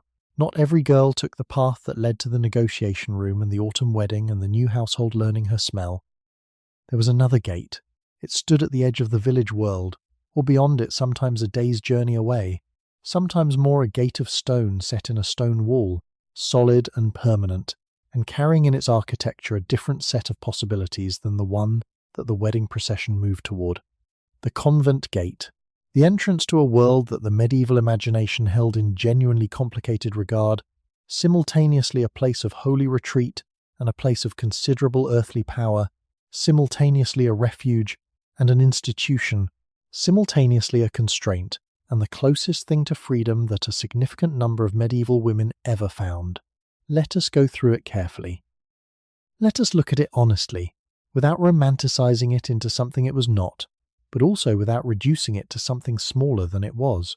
The decision to send a daughter to a convent was, like the decision to marry her, made primarily by the family. This is the first thing to understand, and it matters because it disrupts the comfortable modern narrative in which the convent is imagined as an escape from family authority into personal freedom. For most medieval women who entered religious life, particularly those who entered young, the convent was not a choice they made so much as a situation they were placed in a different arrangement of the same fundamental reality, which was that the family's needs and calculations governed a girl's trajectory. The reasons a family sent a daughter to a convent were varied, and not all of them were spiritual. There was, first, the economic reality of dowry. A conventional marriage required a dowry, a sum of goods and property transferred to the groom's family that could be substantial, particularly in the upper reaches of medieval society. A monastic dowry, the donation made to a convent when a girl entered, was typically smaller and sometimes negotiable, and in certain periods and certain religious houses could be managed in ways that a conventional marriage settlement could not. For a family with many daughters, sending one or more to a convent was a pragmatic solution to the arithmetic of marriage portions. There was, second, the consideration of what a family did with a daughter who, for whatever reason, seemed unlikely to make a conventional marriage a daughter with a physical difference, a daughter whose temperament the family considered unsuitable for the management of a household, a daughter who was simply one too many for the available pool of suitable matches. The convent absorbed her. It gave her a life, a community, a structure. It was not, in this version, an act of cruelty so much as an act of management, which is itself a complicated thing to sit with. And there was, third, and this is the version I find most interesting, the family that sent a daughter to a convent, because someone, somewhere, in the chain of observation and decision, had noticed something about her, a particular quality of mind, an appetite for learning that the domestic world could not satisfy, a seriousness of spiritual inclination, a girl who held books the way most girls held cups with a specific gravity, a particular quality of attention that suggested she might be meant for something that books were part of. These girls were the fortunate ones in the particular calculus of medieval women's education, because behind the convent gate something waited that almost nowhere else in their world provided. The first thing was time, unhurried, structured, recurring time for thought. In the world outside the convent, a woman's time was not her own. It belonged to the household, to the children, to the endless recursive demands of domestic labour, the fire, the water, the cooking, the spinning, the cycle of agricultural seasons that never quite completed itself before it began again. The medieval housewife was never not working. The spinning alone, the sheer volume of thread that a household required, the hours upon hours of fibre drawn and twisted into cloth, consumed every minute that other tasks left free, and other tasks left very few minutes free. Inside the convent, the structure was different. The day was divided by the canonical hours, the 7 times of prayer that gave the monastic day its skeleton, from matins in the deep of night, through lauds, prime, terce, sext, nun, vespers, and compline. Between these offices there was work. The convent had its own domestic labour, its own fields and gardens and workshops, and the women who lived there participated fully in this work. But between the work and the offices, there was also something else. There was the scriptoria, there was the library, there was the garden, where the medicinal plants were grown with a sophistication and a depth of knowledge that exceeded almost anything available in the secular world, because the convent had been accumulating that knowledge for generations, writing it down, preserving it, adding to it, maintaining it as a living body of expertise rather than letting it dissipate with each generation's passing. And there was the particular gift of a community of women's minds, women who were literate, who were engaged with theological and intellectual questions, who could read and respond and argue, and develop their ideas in conversation with others who took those ideas seriously. This was, in the medieval world, extraordinarily rare. Let it sink in, how rare it was. A woman who could read, a woman who could write, a woman whose intellectual life was not incidental to her daily existence, but was, in fact, the centre of it, the thing the day was structured around, the thing the community valued and supported and expected her to develop. In the world outside the gate, these things were exceptions, so exceptional as to be nearly invisible. Inside the gate, they were the baseline. Sleep now, gently. You are safe and warm. The night settled around you like a cloak. This is a quiet story told softly, from very far away. Just breathe. Just listen. The convent was not paradise. I want to be honest about this, because the honest picture is more interesting and more true than the idealized one. The convent was a human institution, governed by human beings, subject to all the complications and failures that human institutions tend to be subject to.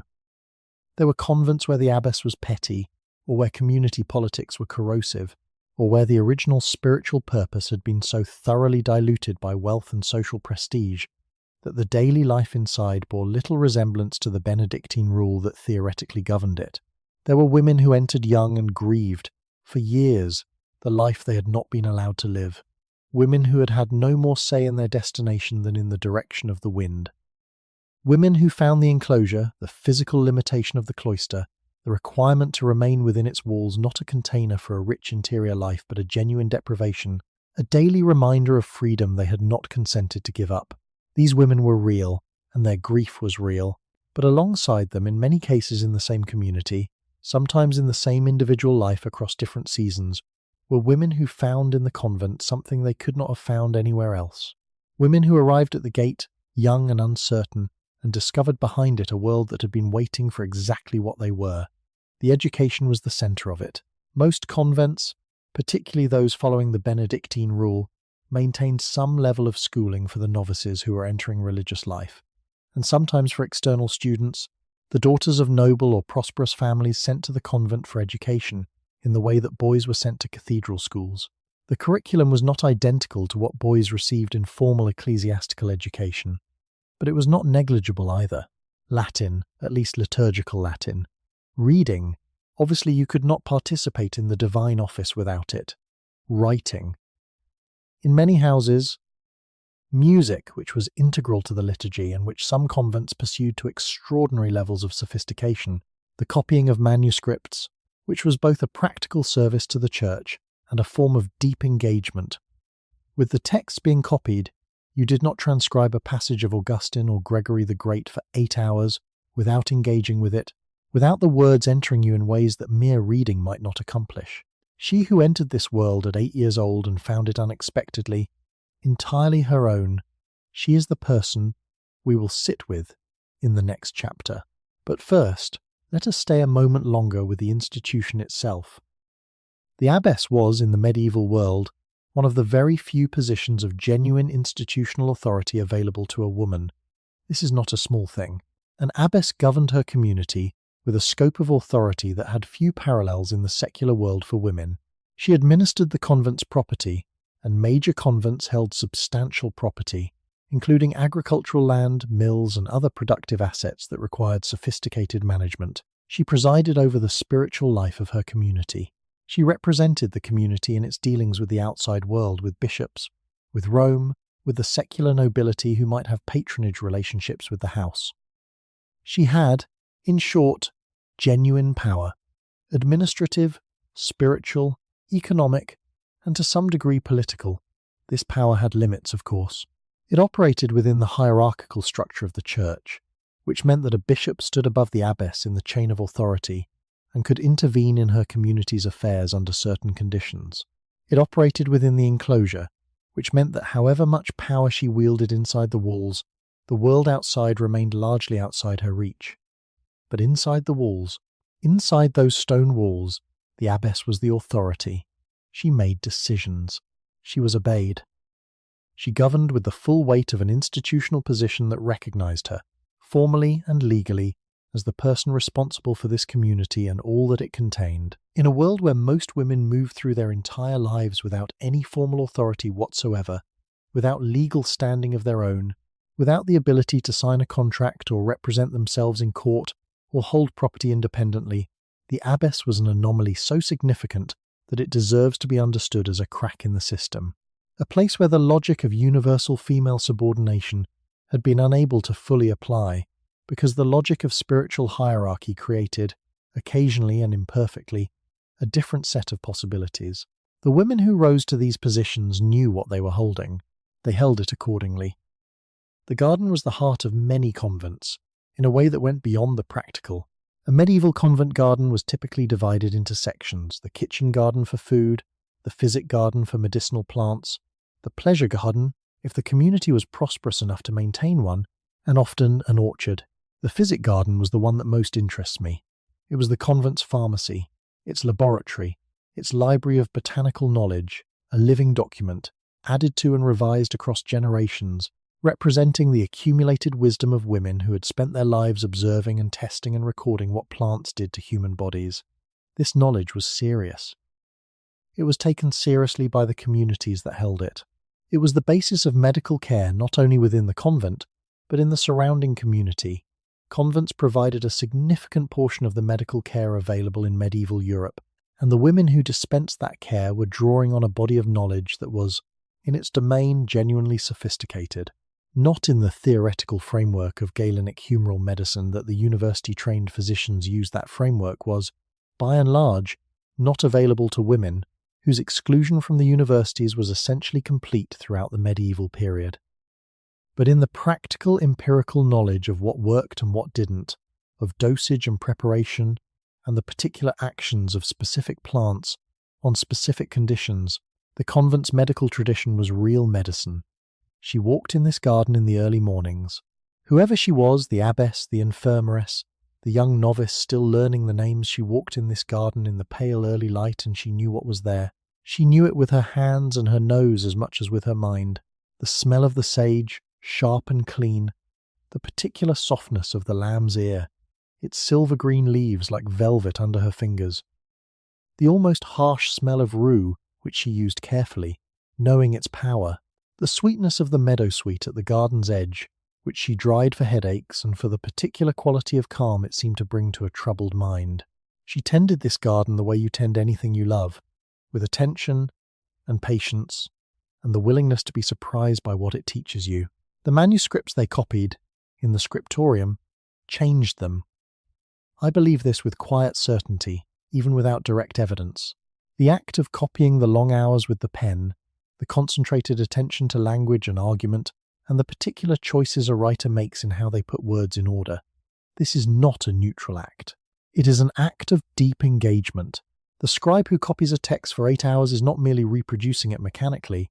She is entering it. She is following the argument, feeling where it moves and where it stalls, noticing what the writer chose to emphasize and what they chose to omit.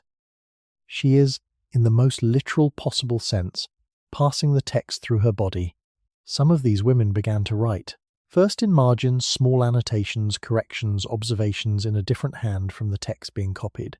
Then, in their own works letters, theological meditations, administrative records that exceeded the merely administrative and became something else, something that carried a distinct voice, a specific intelligence, a perspective that was not just recording the world but engaging with it. The convent was where medieval women's writing began. Not all of it, and not always comfortably. There were abbesses who discouraged it, bishops who were suspicious of it, communities that had neither the resources nor the inclination to support it.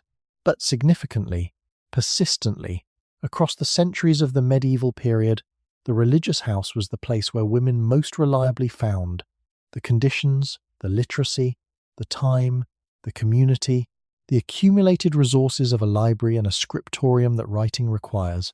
What they wrote mattered. What they wrote is still with us. And the woman whose writing mattered most, whose life behind convent walls became something so extraordinary that 8 centuries later we are still talking about her, still listening to her music, still reading her words, she is waiting in the next chapter. She arrived at the gate at age 8, with nothing but herself. She left at 81, having remade the world in ways no one had predicted and few had thought possible. We are going to sit with her now, gently, carefully, with the full attention she has always deserved. She arrived at the gate at 8 years old. The year was approximately 1106.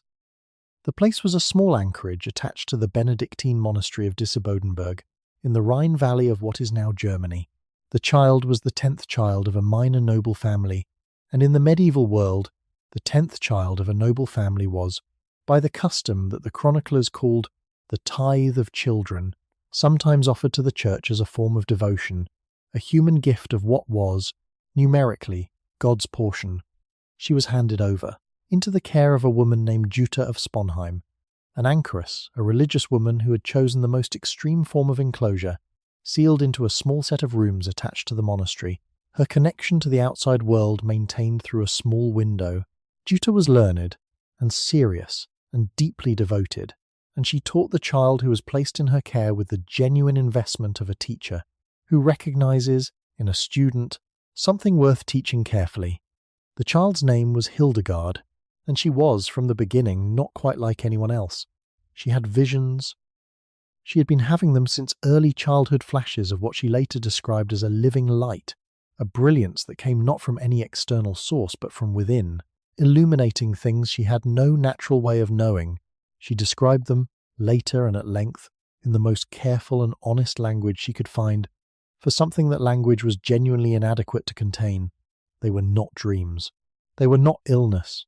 She was explicit and insistent about this, against the predictable medieval tendency to read unusual mental or sensory experience as either holiness or pathology.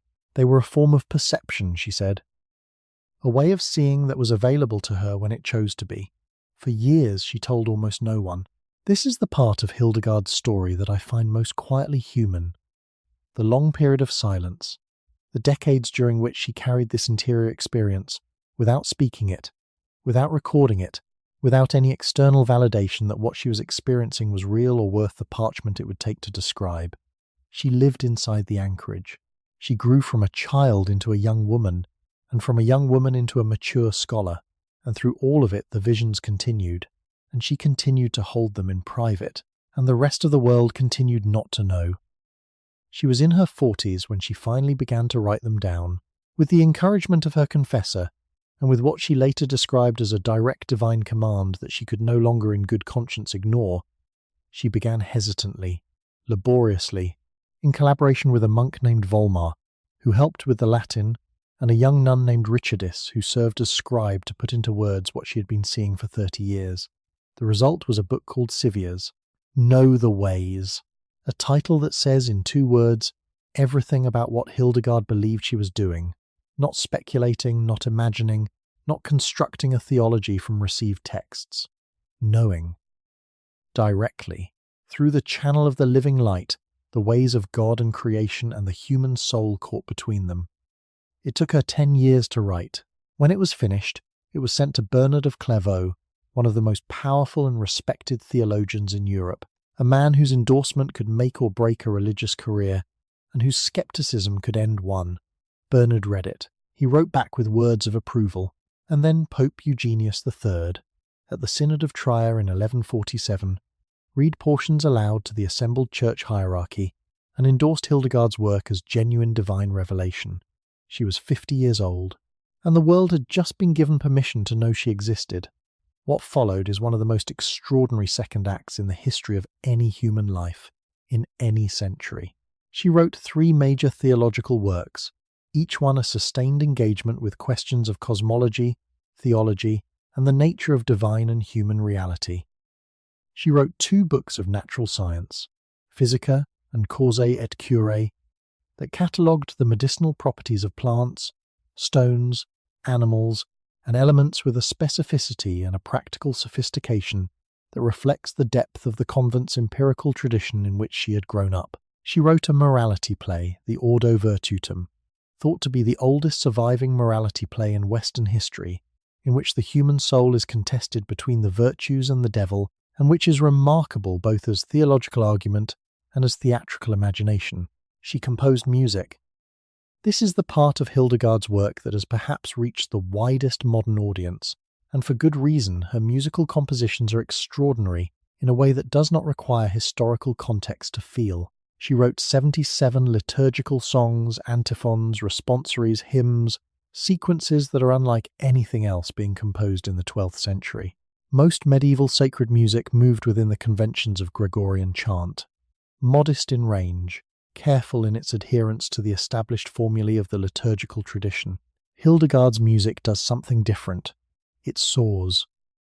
The melodic lines reach upward into ranges that the conventional tradition rarely explored, swooping and climbing with a freedom and a confidence that sounds, even now, like something being heard for the first time. She said the music came to her the way the visions did, fully formed, given rather than constructed. Whether you understand this theologically or psychologically, or simply as the language of a person describing the experience of profound creative inspiration in the vocabulary available to her, the music is real, and it is remarkable, and it has been sung continuously for 900 years. Let your breath go slow, like a long note held in a vaulted room. You're safe and warm in the dark, and this music, if you've ever heard it, you carry somewhere inside you. Just rest. Just listen to this faraway life, so much larger than the world expected. She invented a language.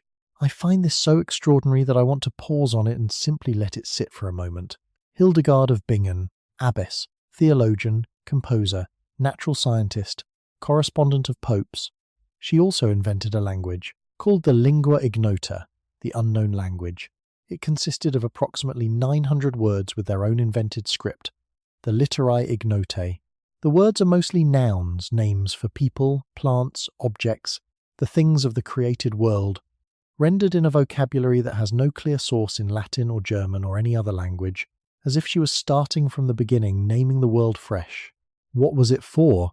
No one knows, entirely. Perhaps a private vocabulary for her community, a way of communicating within the convent walls in language that the outside world could not read. Perhaps a kind of spiritual exercise, a way of engaging with the act of naming itself the original act, in the Genesis story, the act that made the human relationship with creation. Perhaps simply the act of a mind so creative, so fundamentally generative, that inventing a language was a natural extension of the same impulse that produced the visions and the music and the theology. She made a language because she could, because her mind worked that way, because the convent had given her, across decades of learning and practice and the slow accumulation of intellectual confidence, the freedom to do something that extraordinary without apparent apology. She left the convent. Not permanently, she remained a Benedictine nun her entire life, and the convent was always her home and her community. But in her 60s and 70s, Hildegard did something that almost no woman of her time and position did.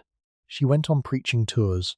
She travelled to Cologne, to Trier, to Metz, to cities and monasteries across the German-speaking world, and she preached publicly.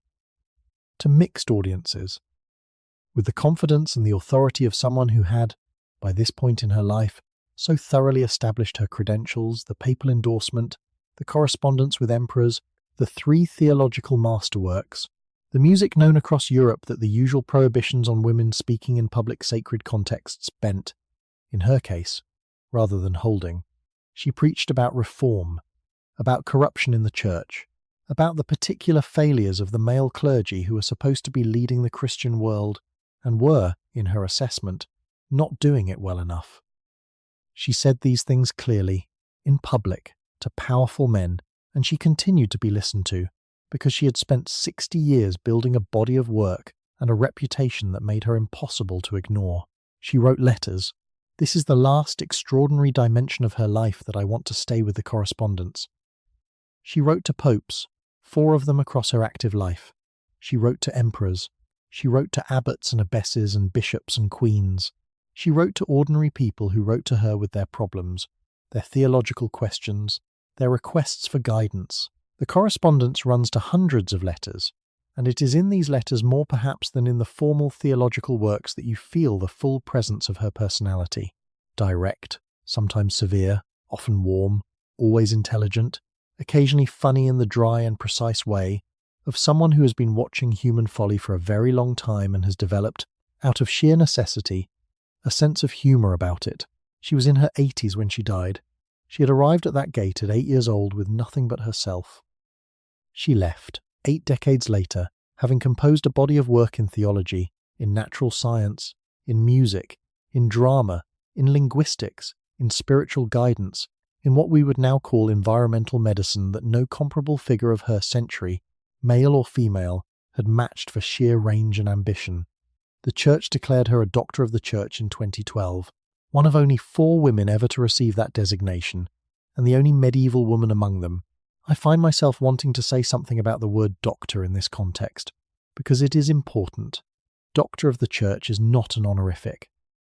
It is a formal designation meaning that the person's body of work is considered authoritative teaching for the universal Church, that what they wrote and thought and believed is considered a contribution to the Church's understanding of itself and its God that is worth studying, following, permanently, by anyone who wants to understand what the Church believes.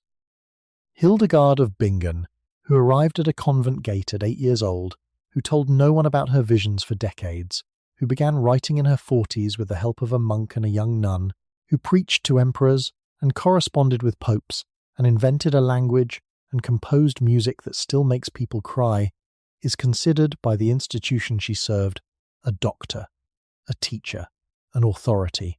What the world had at that gate when the 8-year-old was handed over was a person, a specific, particular, extraordinary person, not yet known to herself or to anyone else as what she would become. The gate did not make her. She made herself, inside and beyond it, through decades of work and attention, and the stubborn, patient exercise of a mind that refused to be anything less than fully itself. That is what I want to carry into the next chapter. The person who refuses to be less than fully herself. The pen picked up in the face of everything that says, put it down. She is waiting for us, just ahead, in a room in Paris, at a writing desk, with her children depending on her and the whole world of medieval European letters telling her that what she is doing is not possible. She disagrees. Paris, in the late 14th century, was loud. Not loud in the way of modern cities, not the mechanical roar of engines and the constant electrical hum that underlies everything in the world we know, but loud in the way of a medieval city at full life, the voices of vendors in the street below, calling their wares in the particular musical cadence of the professional street seller, each one with their own note and their own rhythm, layered on top of each other until the whole street was a kind of perpetual, overlapping song. The smell of it came with the sound bread from the bakers, and river water from the Seine, and the particular smell of a medieval city in summer that required more generosity of imagination than I will ask of you tonight. But the bread. The bread always, everywhere in medieval Paris, the warm and yeasty smell of the bread that was being made and sold and eaten at every hour of the day, the foundation of a civilization and a daily delight. She lived above this sound, in a room that was hers genuinely, specifically hers, in a way that very few women of her time could say about any room anywhere. Her husband had left it to her, along with the house and the debts and the 3 children and the grief. He had died young, of a fever, after 10 years of a marriage that had been, she said this herself, in her writing, with a directness and a specificity that makes it entirely believable, genuinely happy. She had loved him. He had loved her. It had been, in the particular context of medieval aristocratic marriage, an unusually fortunate arrangement, built on genuine affection as well as the usual practical considerations. And then he was gone. She was 25 years old with 3 children and a mother and a niece depending on her, and the debts were real, and the legal system that greeted a widow in 14th century France was not designed to make her situation easier. As a widow, she had somewhat more legal standing than she had as a wife. Widowhood was one of the few conditions in which medieval women could hold property independently, represent themselves in legal proceedings, conduct business on their own behalf. But more legal standing than almost nothing is still not much. And the debts were real, and the children were young, and the grief was very new. The advisers came. They all said the same thing, in different words, with different degrees of gentleness or directness. Remarry. Find another husband. This was the obvious, sensible, socially endorsed solution to the problem of a young widow with dependents and limited resources returned to the protected status of wife, Find a man whose household she could enter and whose legal identity she could shelter behind, and let the machinery of medieval social life do what it was designed to do. She listened to all of them. She thought about it seriously, with the genuine practicality of someone who understood her situation clearly and was not disposed to sentimentality at the expense of her children's well-being. And then she picked up a pen. This is the moment I want to stay with. Not because it was the moment of dramatic resolution. There was nothing particularly dramatic about it from the outside. A woman at a writing desk. A piece of parchment. An inkhorn. A pen of goose quill sharpened to a fine point. The sound of the street below. The light coming in at the angle of a Paris afternoon in whatever season it was. From the outside, unremarkable. From the inside, everything. Because what she was doing, in that room, at that desk, was not simply writing. She was deciding.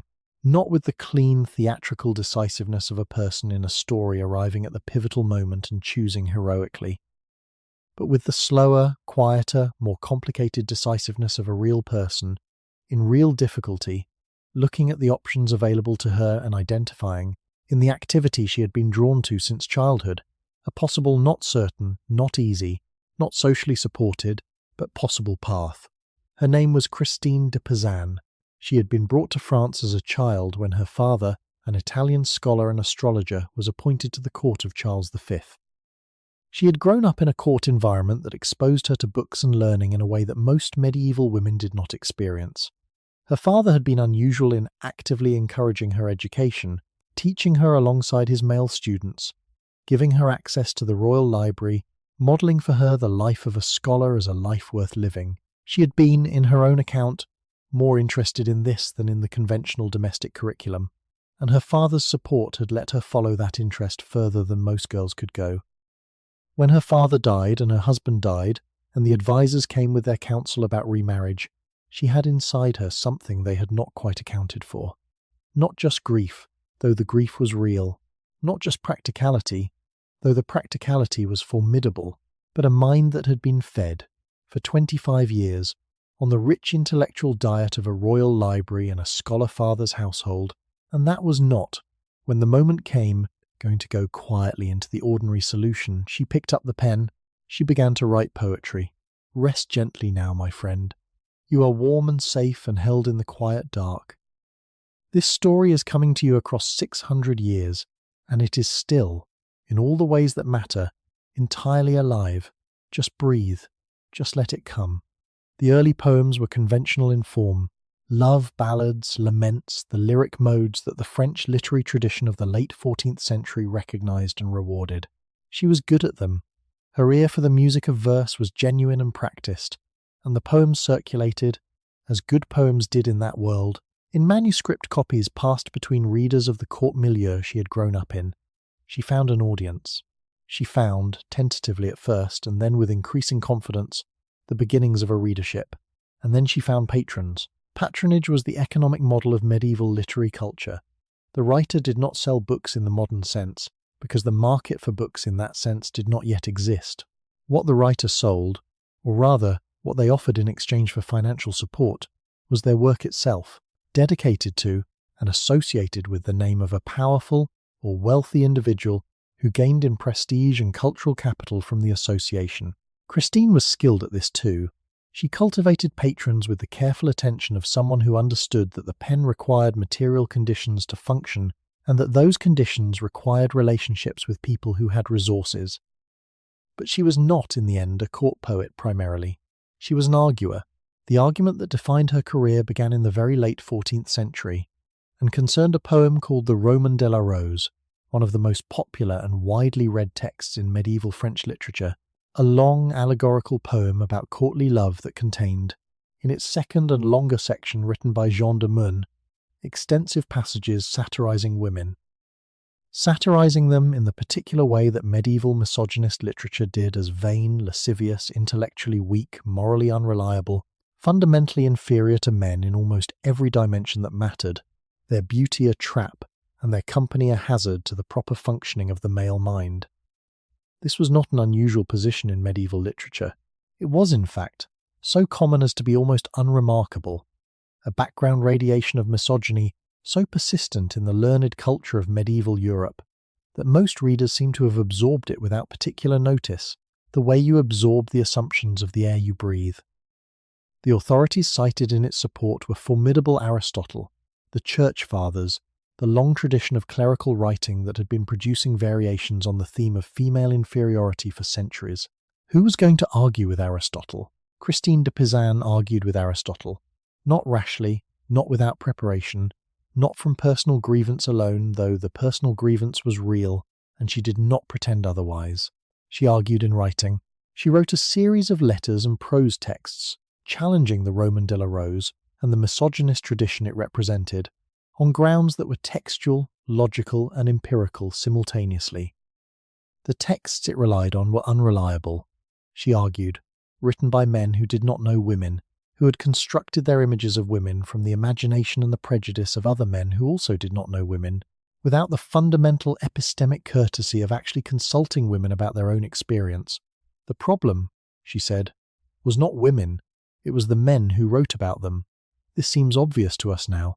It seemed not obvious, but arguable, and argued with force to Christine de Pizan in 1401, writing in a room in Paris while the children slept and the street noise rose from below, and every literary authority in her tradition told her, explicitly or implicitly, that she was wrong. She kept writing.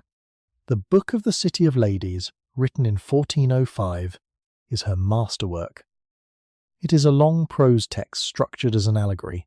Christine herself appears as a character, sitting in her study, overwhelmed by the weight of misogynist literature she has been reading, convinced by its accumulated authority that women are indeed the inferior, unreliable, intellectually weak creatures that the tradition insists they are.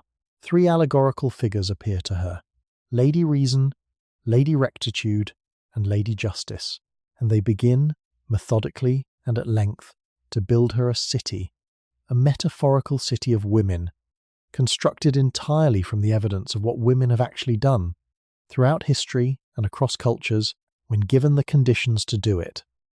The building material is women's lives, specific, historical, argued from evidence, women queens who governed wisely, scholars who contributed to learning, saints who showed moral courage, women who, in every domain that the tradition claimed was beyond their capability, had in fact done the thing. Christine gathered these examples with the thoroughness of a scholar who had spent her career in a royal library, and knew where to look, and she deployed them with the precision of an arguer, who understood that the best answer to an assertion built on examples is a counter-assertion built on better examples. It is, I think, one of the great books of the European Middle Ages, not only because of its argument, which is sharp and remains, in its essential structure, correct, but because of what it represents. A woman, in 1405, in a room in Paris, with 3 children depending on her and no institutional support, and the full weight of the learned tradition telling her she was wrong, writing a book. Writing a careful, thorough, emotionally honest, intellectually serious book that said, look at what women have actually done, when you look honestly and without the distorting lens of men who have never honestly looked. Look. She wrote, in total, 41 texts over approximately 30 years, poetry and prose, literary criticism and political philosophy. A biography of Charles V, a manual for military strategy, the first written by a woman in European history, a book of advice for women at court, a book of moral instruction for her son, a meditation on the Passion of Christ, and, at the very end of her career, after she had retired to a convent following the disasters of the 100 Years' War, a poem celebrating Joan of Arc, the young woman from Lorraine who had done something so impossible that even Christine, who had spent her career arguing for the capability of women, seems to have been moved to something approaching astonishment. She was 66 years old when she wrote that poem. She had been writing for 40 years. She had been, for 40 years, in the business of arguing in print, in the permanent, transmissible, argument-preserving medium of the written text that women were fully human, that they were capable of reason and courage and governance and learning and all the other things that the tradition had spent centuries insisting were masculine properties. She was not the first woman to think this, but she was, in Europe, the first woman to make thinking it her profession, the first to make it her life's work, the first to understand that the pen was, in the right hands, a different kind of threshold entirely, not a door that opened onto a room where the decisions were made without her, but a tool for entering the conversation and refusing to leave it.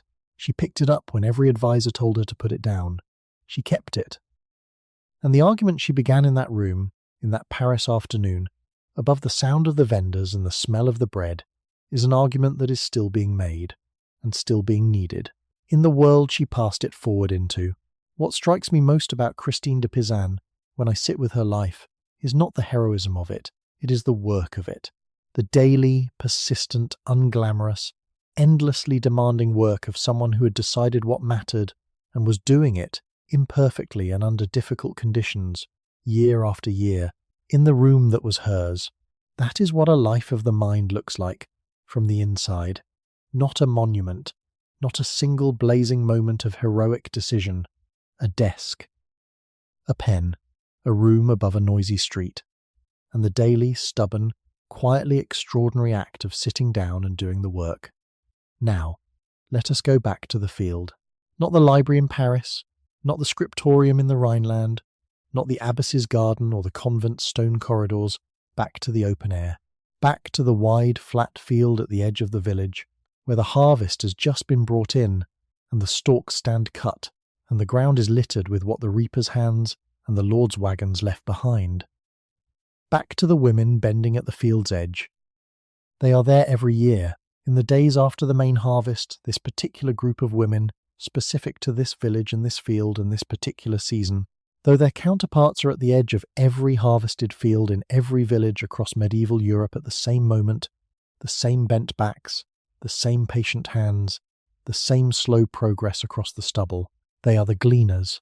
They are exercising a right, not a privilege, a right, codified in medieval custom and reaching back through law into the biblical injunction that required landowners to leave the edges of their fields unreaped for the poor to gather. She is among them. Our girl, older now in the middle years of her life, her hands experienced and her back accustomed to long work, her knowledge of field and season and her own body's capacity accumulated through years of exactly this kind of labour. She moves along the field's edge with the particular rhythm of gleaning the bend, the reach, the gathering of dropped stalks into the crook of her arm, the straightening, the small step forward, the bend again, a rhythm so repetitive that it could be mindless but is not, quite because gleaning well requires attention, requires the eye trained to spot the fallen grain against the brown of the stubble, requires the judgment to know which heads are worth gathering, and which have already been stripped by birds or broken by the weather. She is good at this too. She is good at everything that her hands have been trained to do across a lifetime of training, and there is a deep, quiet satisfaction in that competence that I want to acknowledge before we move to anything else. The right to glean was one of the small, significant protections that medieval custom had woven into the agricultural economy for those at its margins, women and children primarily, the elderly, the poor who did not hold their own strips of land in the common field and had no harvest of their own to bring in. For these people, gleaning was not a supplement to a comfortable sufficiency, it was a meaningful contribution to survival. The grain gathered in the days after harvest, threshed and stored carefully, could make the difference between a winter that was tight but manageable and a winter that crossed into genuine scarcity. She knew this arithmetic intimately. The medieval peasant's relationship with the margin between enough and not enough was not theoretical. It was felt in the body, in the planning that occupied the autumn, and determined every subsequent decision about how the stores were allocated through the cold months. She knew, to a fairly precise degree, what her household needed to make it to the next harvest in reasonable condition. She knew what she had, and she knew what the difference was, and what it would take to close it. Gleaning was part of closing it. She bent to the work with full understanding of what the work was for, but I want to stay with her, here at the field's edge, for reasons that go beyond the economics of grain. Because this woman, this particular woman, bending over the stubble in the autumn light with her arms full of fallen stalks, represents something that I think is essential to any honest account of medieval women's lives, and that tends to get lost when the historical narrative moves, as it inevitably does, toward the exceptional figures. Hildegard, Christine, the abbesses and the mystics and the queens. The women whose names survived because their lives were extraordinary enough, or their families prominent enough, or their written records extensive enough, to leave marks on the documentary record. She left no mark. Her name is not in any chronicle. Her thoughts are not in any letter. Her knowledge is not in any text. She lived and worked and tended her household and raised her children and passed through the seasons of her life without generating a single piece of written evidence that she existed, beyond perhaps a name in a parish register, scrawled in the margin of a page that may or may not have survived. And yet she was real. Completely, specifically, irreducibly real. She had a life that was as full of interior experience as any abbesses or any writers, as full of thought and feeling, and the particular quality of awareness that comes from moving through a complex world with attention and intelligence. She had knowledge that was sophisticated and extensive. She had relationships of genuine depth with her husband, her children, her mother, the women she worked beside in the field and at the well, and in the long evenings by the fire. She had humour, and she had grief, and she had the particular form of satisfaction that belongs to a person who does difficult work well and knows it. She had, inside her, an entire world, and history for the most part decided not to record it. Let that settle in you gently, like the last warmth of a long day. You are safe and warm, held in the dark, and none of this weight is yours to carry tonight. Just let her be here, real and present, bending at the field's edge in the autumn light. The women she worked with were her community in the deepest sense. Medieval women's social lives were organized, to a significant degree, around the shared spaces and shared tasks of female work. The well, the communal oven, where bread was brought to bake on the days when the Lord's oven was available to the village. The field edges during gleaning season. The winter evenings when households gathered and spindles turned and conversation moved in the warm way of people who know each other well and have known each other for years. In these spaces, knowledge moved. The knowledge that had no textbook and no institutional home, the knowledge of women's bodies and women's health, and the plants that helped with the conditions that the male medical tradition largely didn't address, or addressed badly, or addressed from such theoretical distance that its prescriptions had little relation to what actually happened in the bodies of the women who needed help. This knowledge lived in the women's network, passed in the specific, practical, demonstrated way of someone showing someone else something that works, in the context of needing it. She knew things. She knew things about pregnancy and labour, and the management of difficult births that the university-trained physician, had he ever deigned to appear in her village, would not have known and would not have been taught. She knew things about the medicinal properties of the plants she gathered that the written herbal tradition was only partially capturing, because the written herbal tradition was compiled by men who were mostly working from texts, rather than from the direct, multi-generational, empirically tested knowledge of women who had been using these plants for centuries.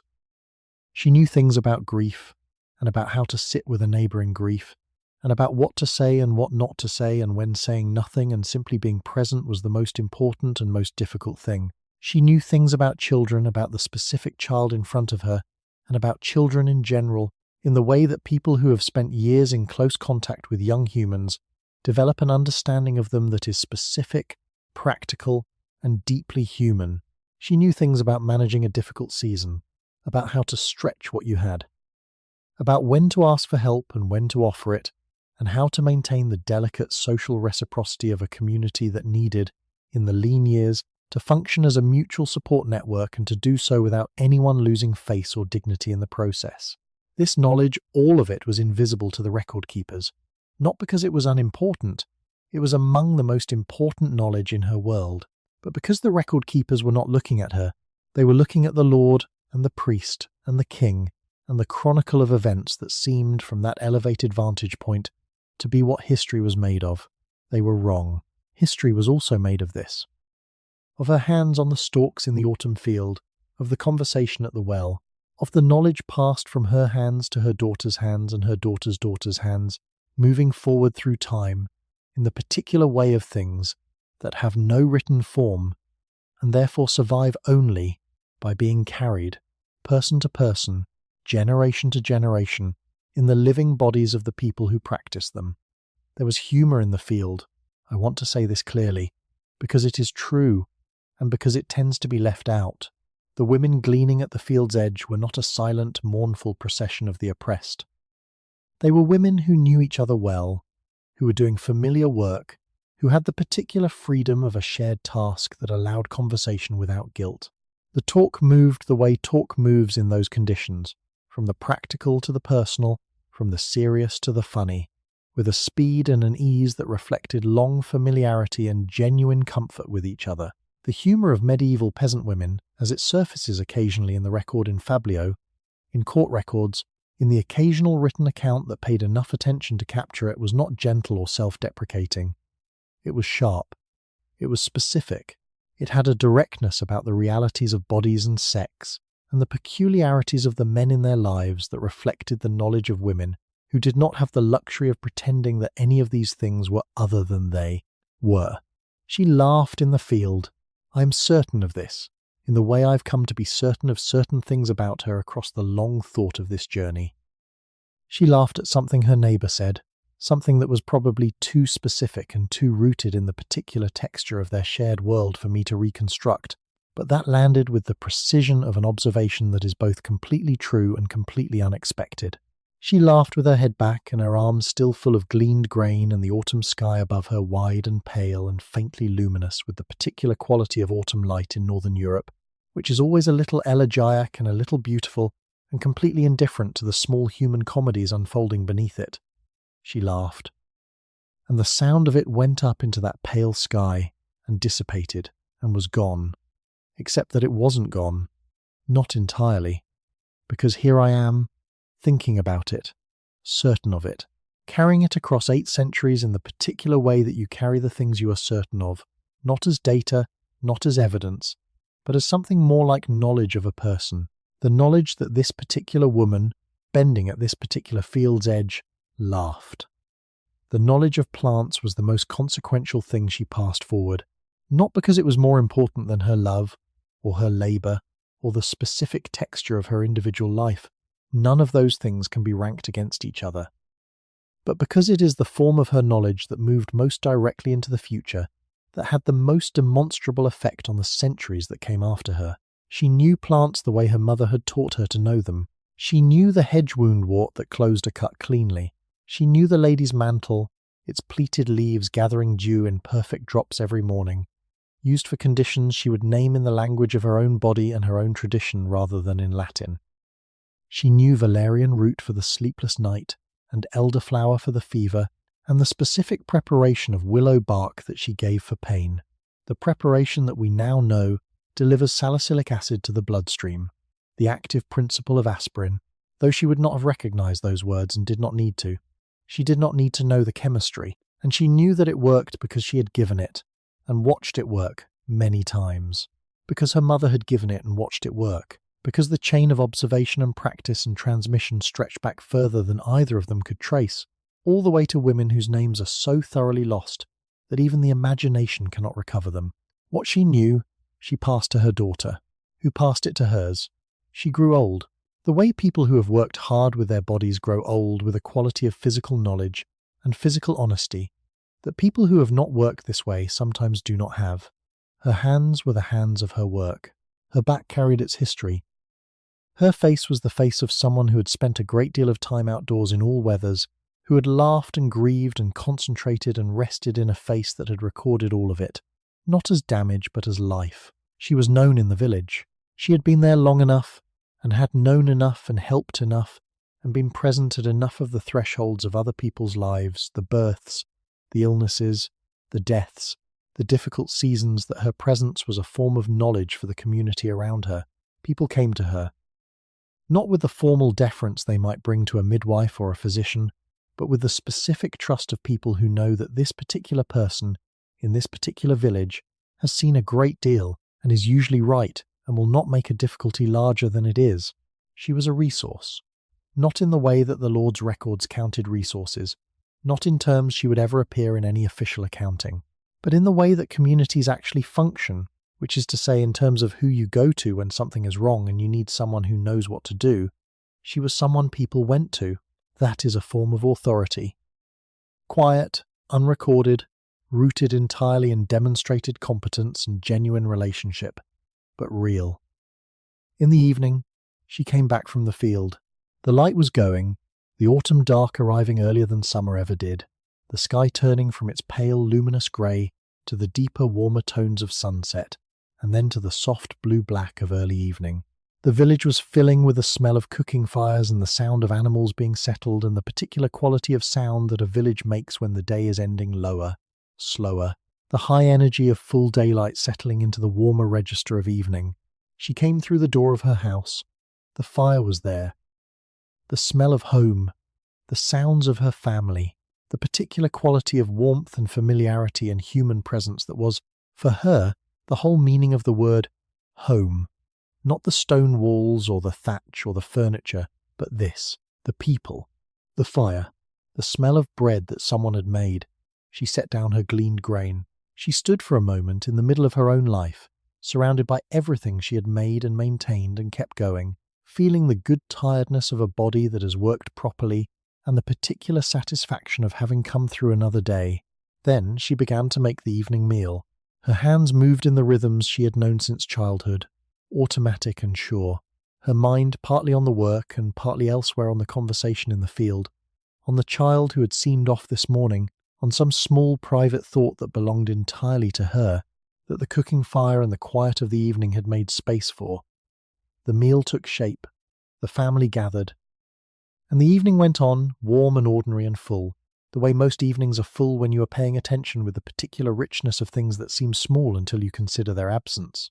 She was here. She was entirely, specifically, irreducibly here, and that, across all the centuries, is what I most want to say about her. Let us come forward now, slowly, the way we went back one layer at a time, each one a little lighter than the last, each one a little closer to the world we know. From the field at harvest time, from the fire in the evening, from the gleaned grain and the medicinal herbs and the woman standing in the middle of her life knowing who she was, let us come forward through the centuries, gently, watching what she left behind as we go.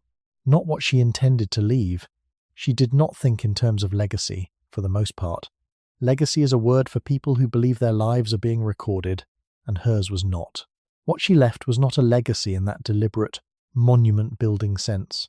What she left was more like a wake in water, the trace that a passage leaves in the medium it moved through, persisting after the moving thing itself is gone. Let us follow that trace. The knowledge moved first, the plants and what to do with them, the preparations and the dosages and the specific applications that women had developed and tested and refined across centuries of empirical practice. This knowledge moved the way it had always moved woman to woman, hand to hand, in the specific, demonstrated, practiced until embodied way of knowledge that has no textbook. It moved through the medieval period and out the other side.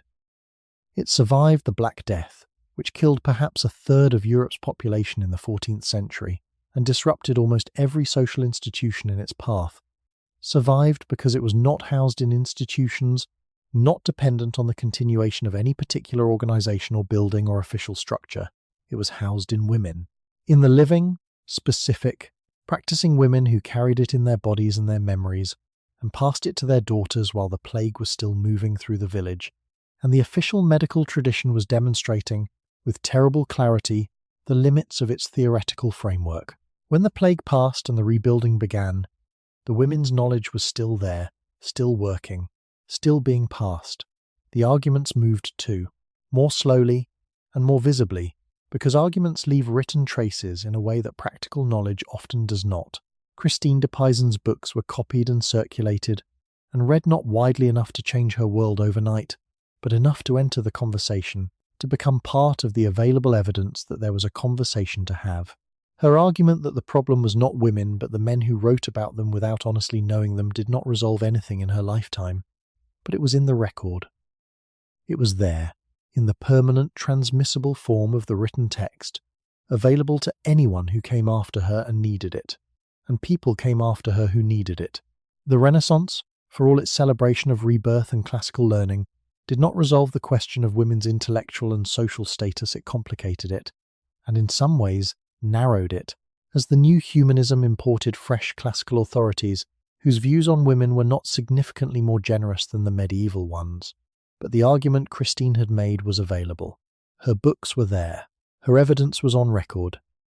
The debate that she entered so forcefully in 1401 is the same debate structurally, essentially the same debate that ran through the 17th century and the 18th and the 19th, growing louder and more organized as it went, accumulating voices and evidence, and the slow, grinding pressure of women who kept making the argument, in print and in person, and in the specific daily evidence of their lives, that they were fully human and the world should treat them accordingly.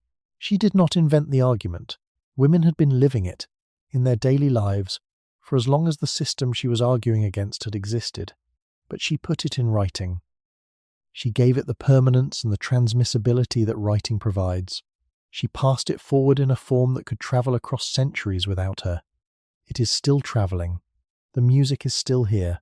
Hildegard's music, which she said was given to her through the living light, which she wrote down in the scriptorium of her convent in the 12th century, which was sung by her community and then by other communities, and then, after the usual vicissitudes of medieval manuscript survival, was rediscovered and recorded in the 20th century and released to a world that was not expecting it. It was not expecting it because nothing in its understanding of the medieval period had prepared it for this. For music of this range and this freedom and this particular quality of soaring, reaching, genuinely extraordinary beauty, written by a woman in the 12th century in a convent in the Rhine Valley, people hear it now and they are moved. Not because they know the history. Most people who cry at Hildegard's O Nobilissima Viriditas do not know who Hildegard was, do not know anything about 12th century Rhenish monasticism, do not have the historical context that the academics spend their careers carefully assembling. They are moved because the music itself, crossing 9 centuries of silence and rediscovery, arrives in the human ear as something that speaks directly to whatever part of us responds to beauty, the part that does not require context, the part that simply hears and knows. She is still here, in that. Hildegard, at 8 years old with nothing but herself, is in that music. Still. The resilience is still here too. This is harder to trace, because it is not in any single text or any single tradition. It is in something more diffuse, in the accumulated, multi-generational practice of people who have learned, by necessity and by the specific inheritance of their history, to find ways to live fully and with dignity inside systems that were not designed with their fullness and dignity in mind. The medieval woman who moved through a world that had decided her fate understood something about constraint and agency that is not a comfortable thing to understand, but is, once understood, a form of knowledge that does not easily leave. The understanding that the system around you is not the whole of reality, that your interior life, however thoroughly the external world tries to govern it, remains yours, that there are always, even in the most constrained circumstances, small spaces of genuine choice, not the grand choices of the unencumbered, but real choices nonetheless, made with full awareness of their limits and their significance.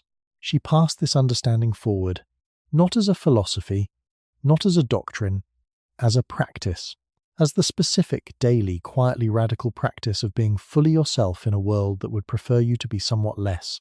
This practice has a lineage. It runs from the unnamed girl at the convent gate through Hildegard at her writing desk, through Christine above the Paris street, through the gleaners in the autumn field, through generations of women whose names we do not have, forward through time in the particular way of things that are alive, not in a straight line, not without loss, not without the terrible interruptions of history, but persistently, stubbornly, with the tenacity that belongs to things that are rooted in something real. It is still here. You're warm and safe, held in the soft dark, and there is nothing at all that needs your attention right now. Just breathe, slow and easy. Let all of this come to you gently, from very far away, the way all old things do with the particular weight of something that has been travelling a long time to reach you. There is a specific form of knowing that comes from women's history. I want to try to name it before we leave this chapter, because it is something I have been feeling my way toward across the entire arc of this story. And this is the place where it becomes most clear. It is the knowledge of what endures. Not monuments, monuments fall. Not institutions. Institutions change and dissolve, and sometimes become unrecognizable versions of what they were. Not even names. Necessarily names are lost, names are forgotten, names are never written down in the first place. What endures, in the long account of women's history, is something more fundamental: the practices of care, the knowledge of bodies and plants and the specific vulnerabilities of the human creature. The capacity to sustain a community through difficult seasons, the ability to find, inside constraint, the small spaces of genuine life. Note, the arguments for human dignity, made quietly and persistently, and in whatever medium is available. These things endure because they are not housed in external structures. They are housed in people.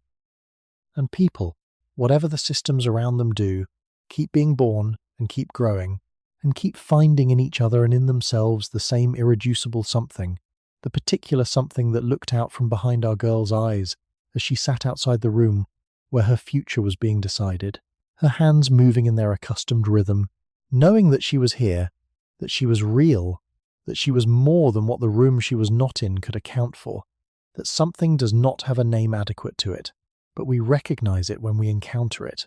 In Hildegard's music reaching across 9 centuries, in Christine's arguments still being made by people who have never heard her name, in the knowledge of a plant's use, passed hand to hand across generations until it arrived, transformed but unbroken, in a form that the modern world could recognize and build on.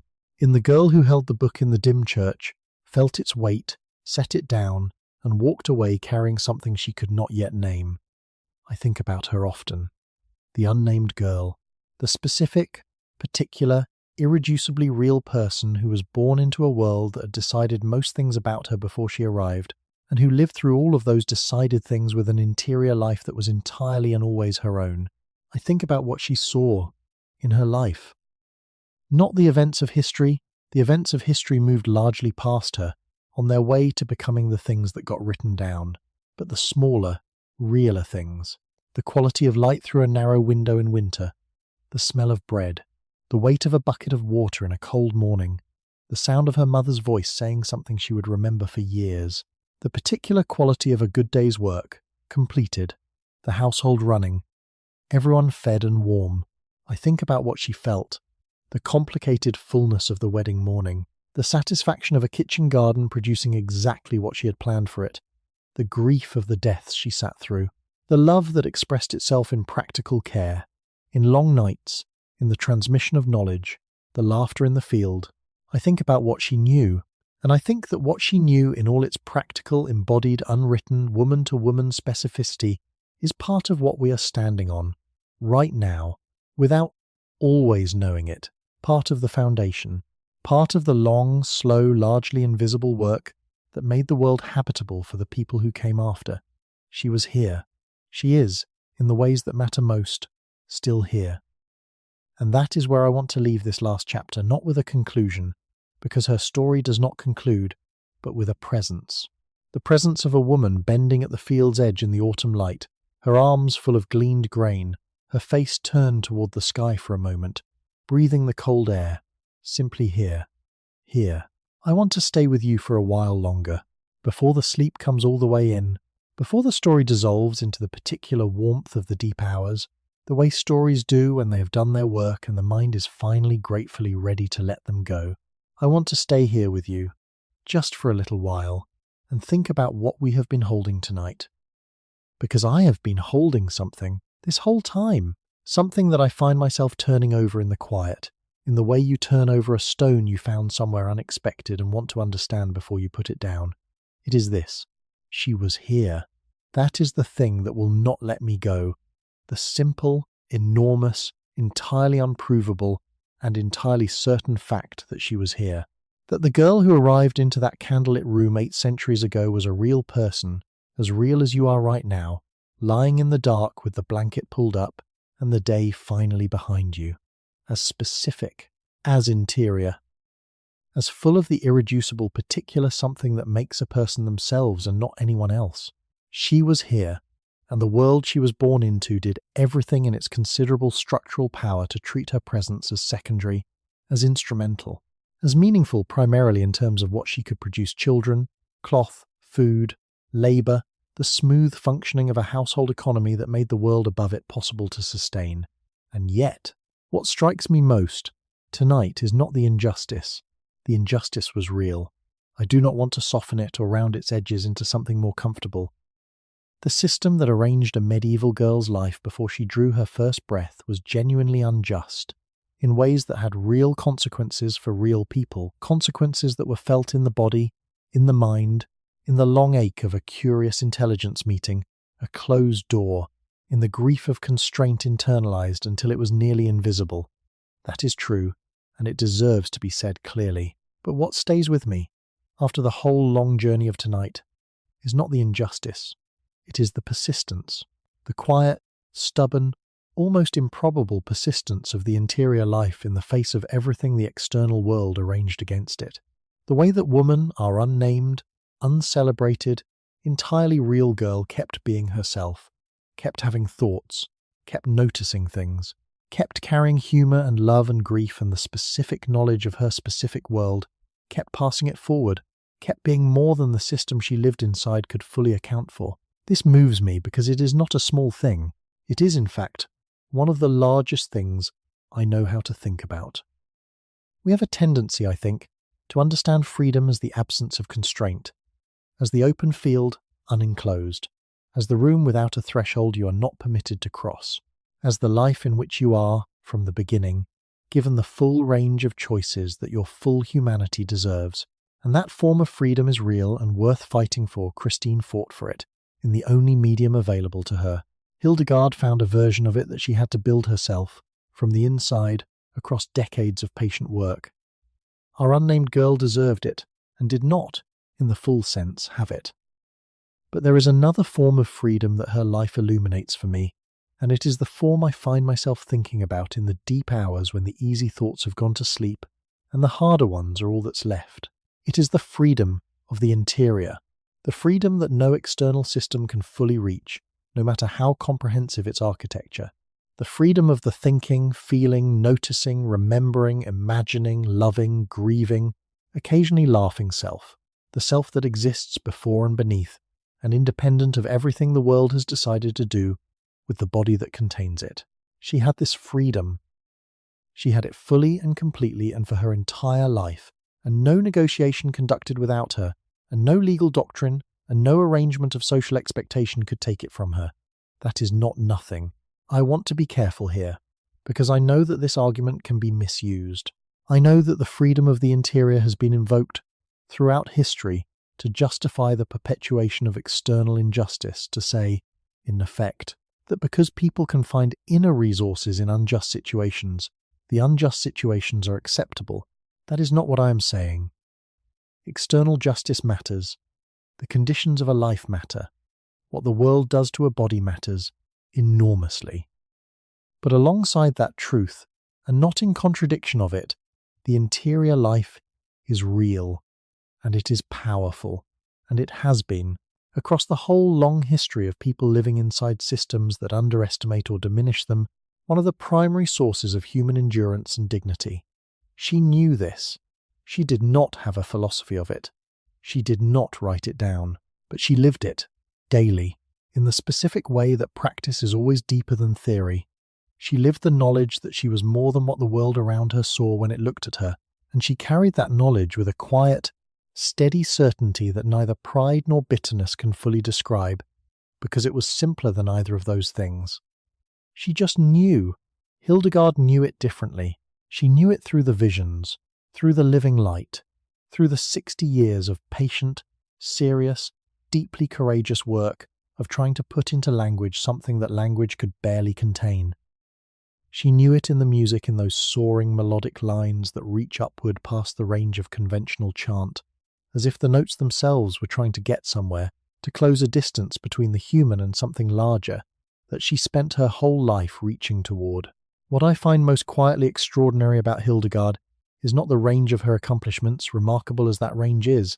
It is the patience, the decades of silence before she began to write, the decades of work after she began, the 80 years of a life spent inside walls, governed by a rule, serving a community and an institution that was not always worthy of her, and finding within all of that, not in spite of it, but genuinely within it, the conditions for a body of work that 9 centuries have not exhausted. She understood something about working within constraint that I think our own time, with its emphasis on the radical and the revolutionary, sometimes undervalues, that the work itself is the freedom. That the daily, patient, unglamorous, endlessly demanding act of doing the work you are called to do, making the music, writing the theology, tending the garden, passing the knowledge, raising the argument is not a compromise with the unjust world, but a form of resistance to it. The specific, personal, irreplaceable resistance of a person who refuses to be diminished. Christine understood it differently still. She understood it in the pen, in the particular freedom of the written word, which is the freedom to enter the conversation and to stay in it, past the point where they would prefer you to leave. To put your argument into a form that cannot be talked over or interrupted or dismissed with the social mechanisms that work so effectively on spoken words. To give your thinking the permanence and the transmissibility that writing provides, and to release it into a world where you cannot control what it does but where it will, at the very least, exist. She understood that the act of writing, of sitting down at the desk, day after day, and doing the work was both a personal act and a political one simultaneously. Personal because it was the full exercise of the self she had been given, the intelligence her father had fed, and her own hunger had sustained. Political because every page she completed was an argument, not just in its content, but in its existence, that a woman could do this. That a woman could sit at a desk in a room in Paris and write 41 texts across 40 years and maintain, through poverty and grief and the continuous pressure of a world that thought she was wrong, the radical conviction that what she was doing was worth doing. She was right. It was worth doing. The argument she made is still worth making. What about our unnamed girl? What did she understand? I've been thinking about this quietly through the whole long arc of tonight's journey. And I think what she understood, what her life was a daily practice of, was something simpler and in some ways more difficult than what Hildegard understood or what Christine understood. She understood that the life immediately in front of her was the life she had, not a consolation prize, not a diminished version of some better life she was being denied. Her life.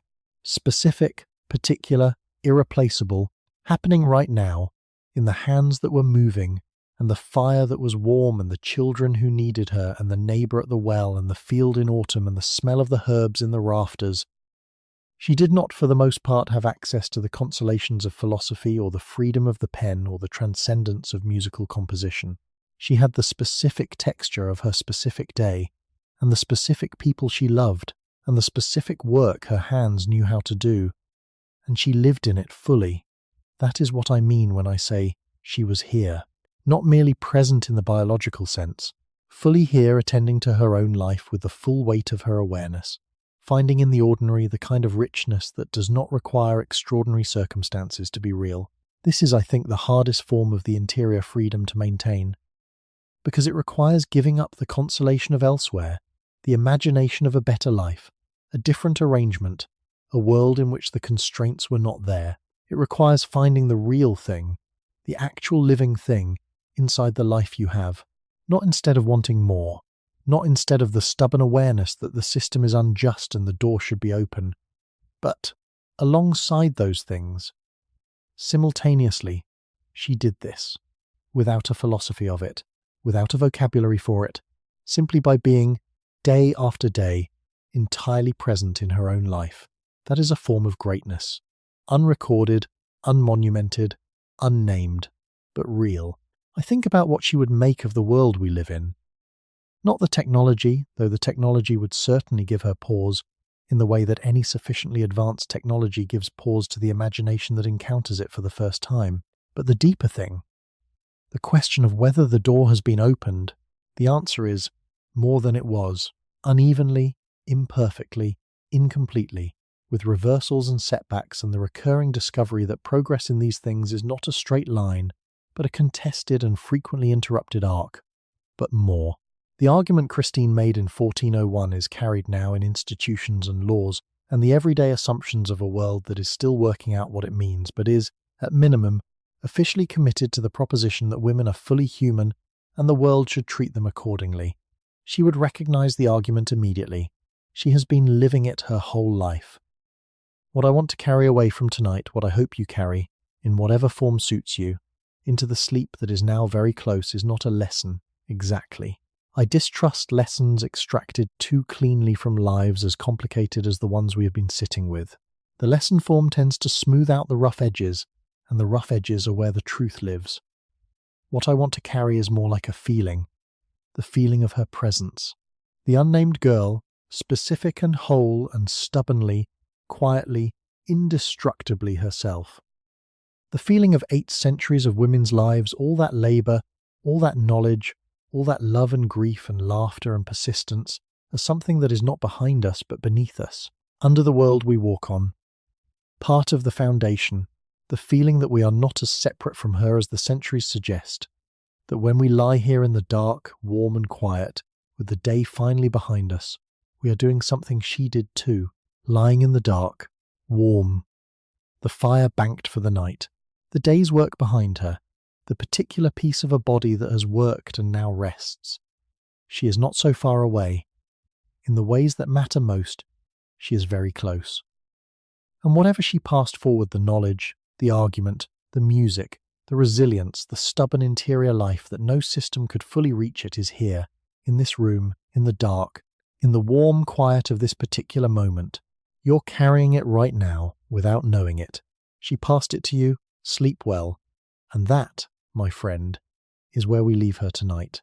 In the field, in the firelight, in the convent garden, at the writing desk, at the church door in the cold autumn morning, in all the specific, ordinary, extraordinary places where she lived her life, with the full weight of her attention and the quiet, persistent, entirely indestructible fact of her presence. I am so glad we went back to her.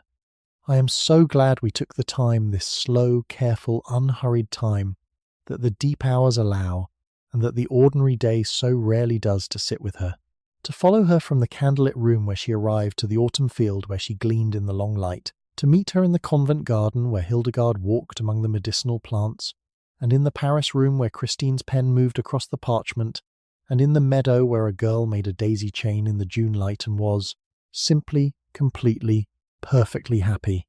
These things happened.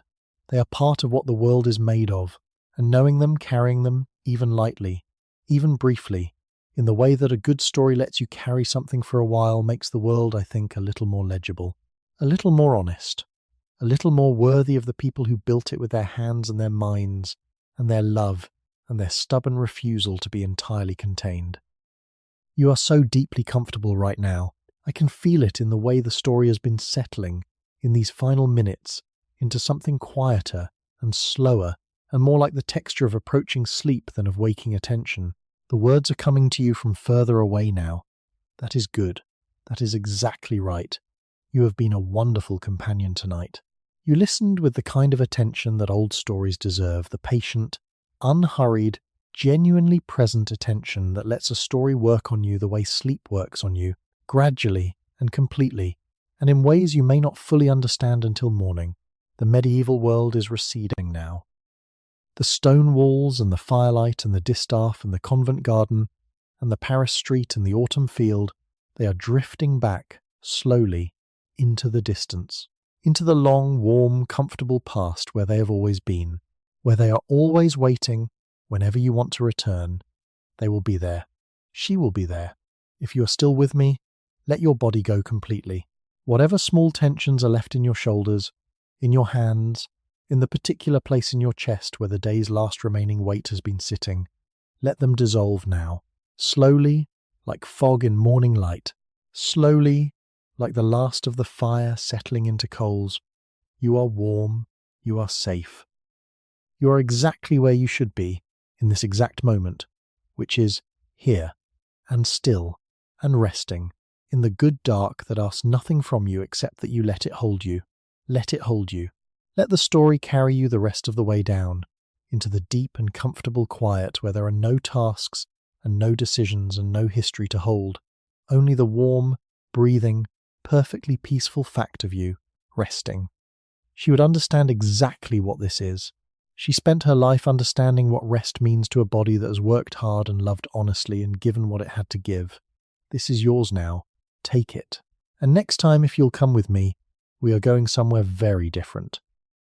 We are going north, far north, to the edge of the known medieval world, where the winters are so long and so dark that the people who lived through them developed a relationship with light and darkness, and the rhythms of the natural year that shaped everything about how they understood themselves and their world.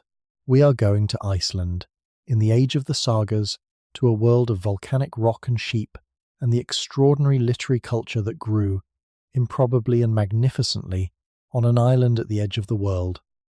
We are going to follow the people who told those stories, the skalds, the storytellers, the families gathered around the fire in the long winter night, and we are going to feel what it was like to live in a world where story was the primary technology for making sense of things.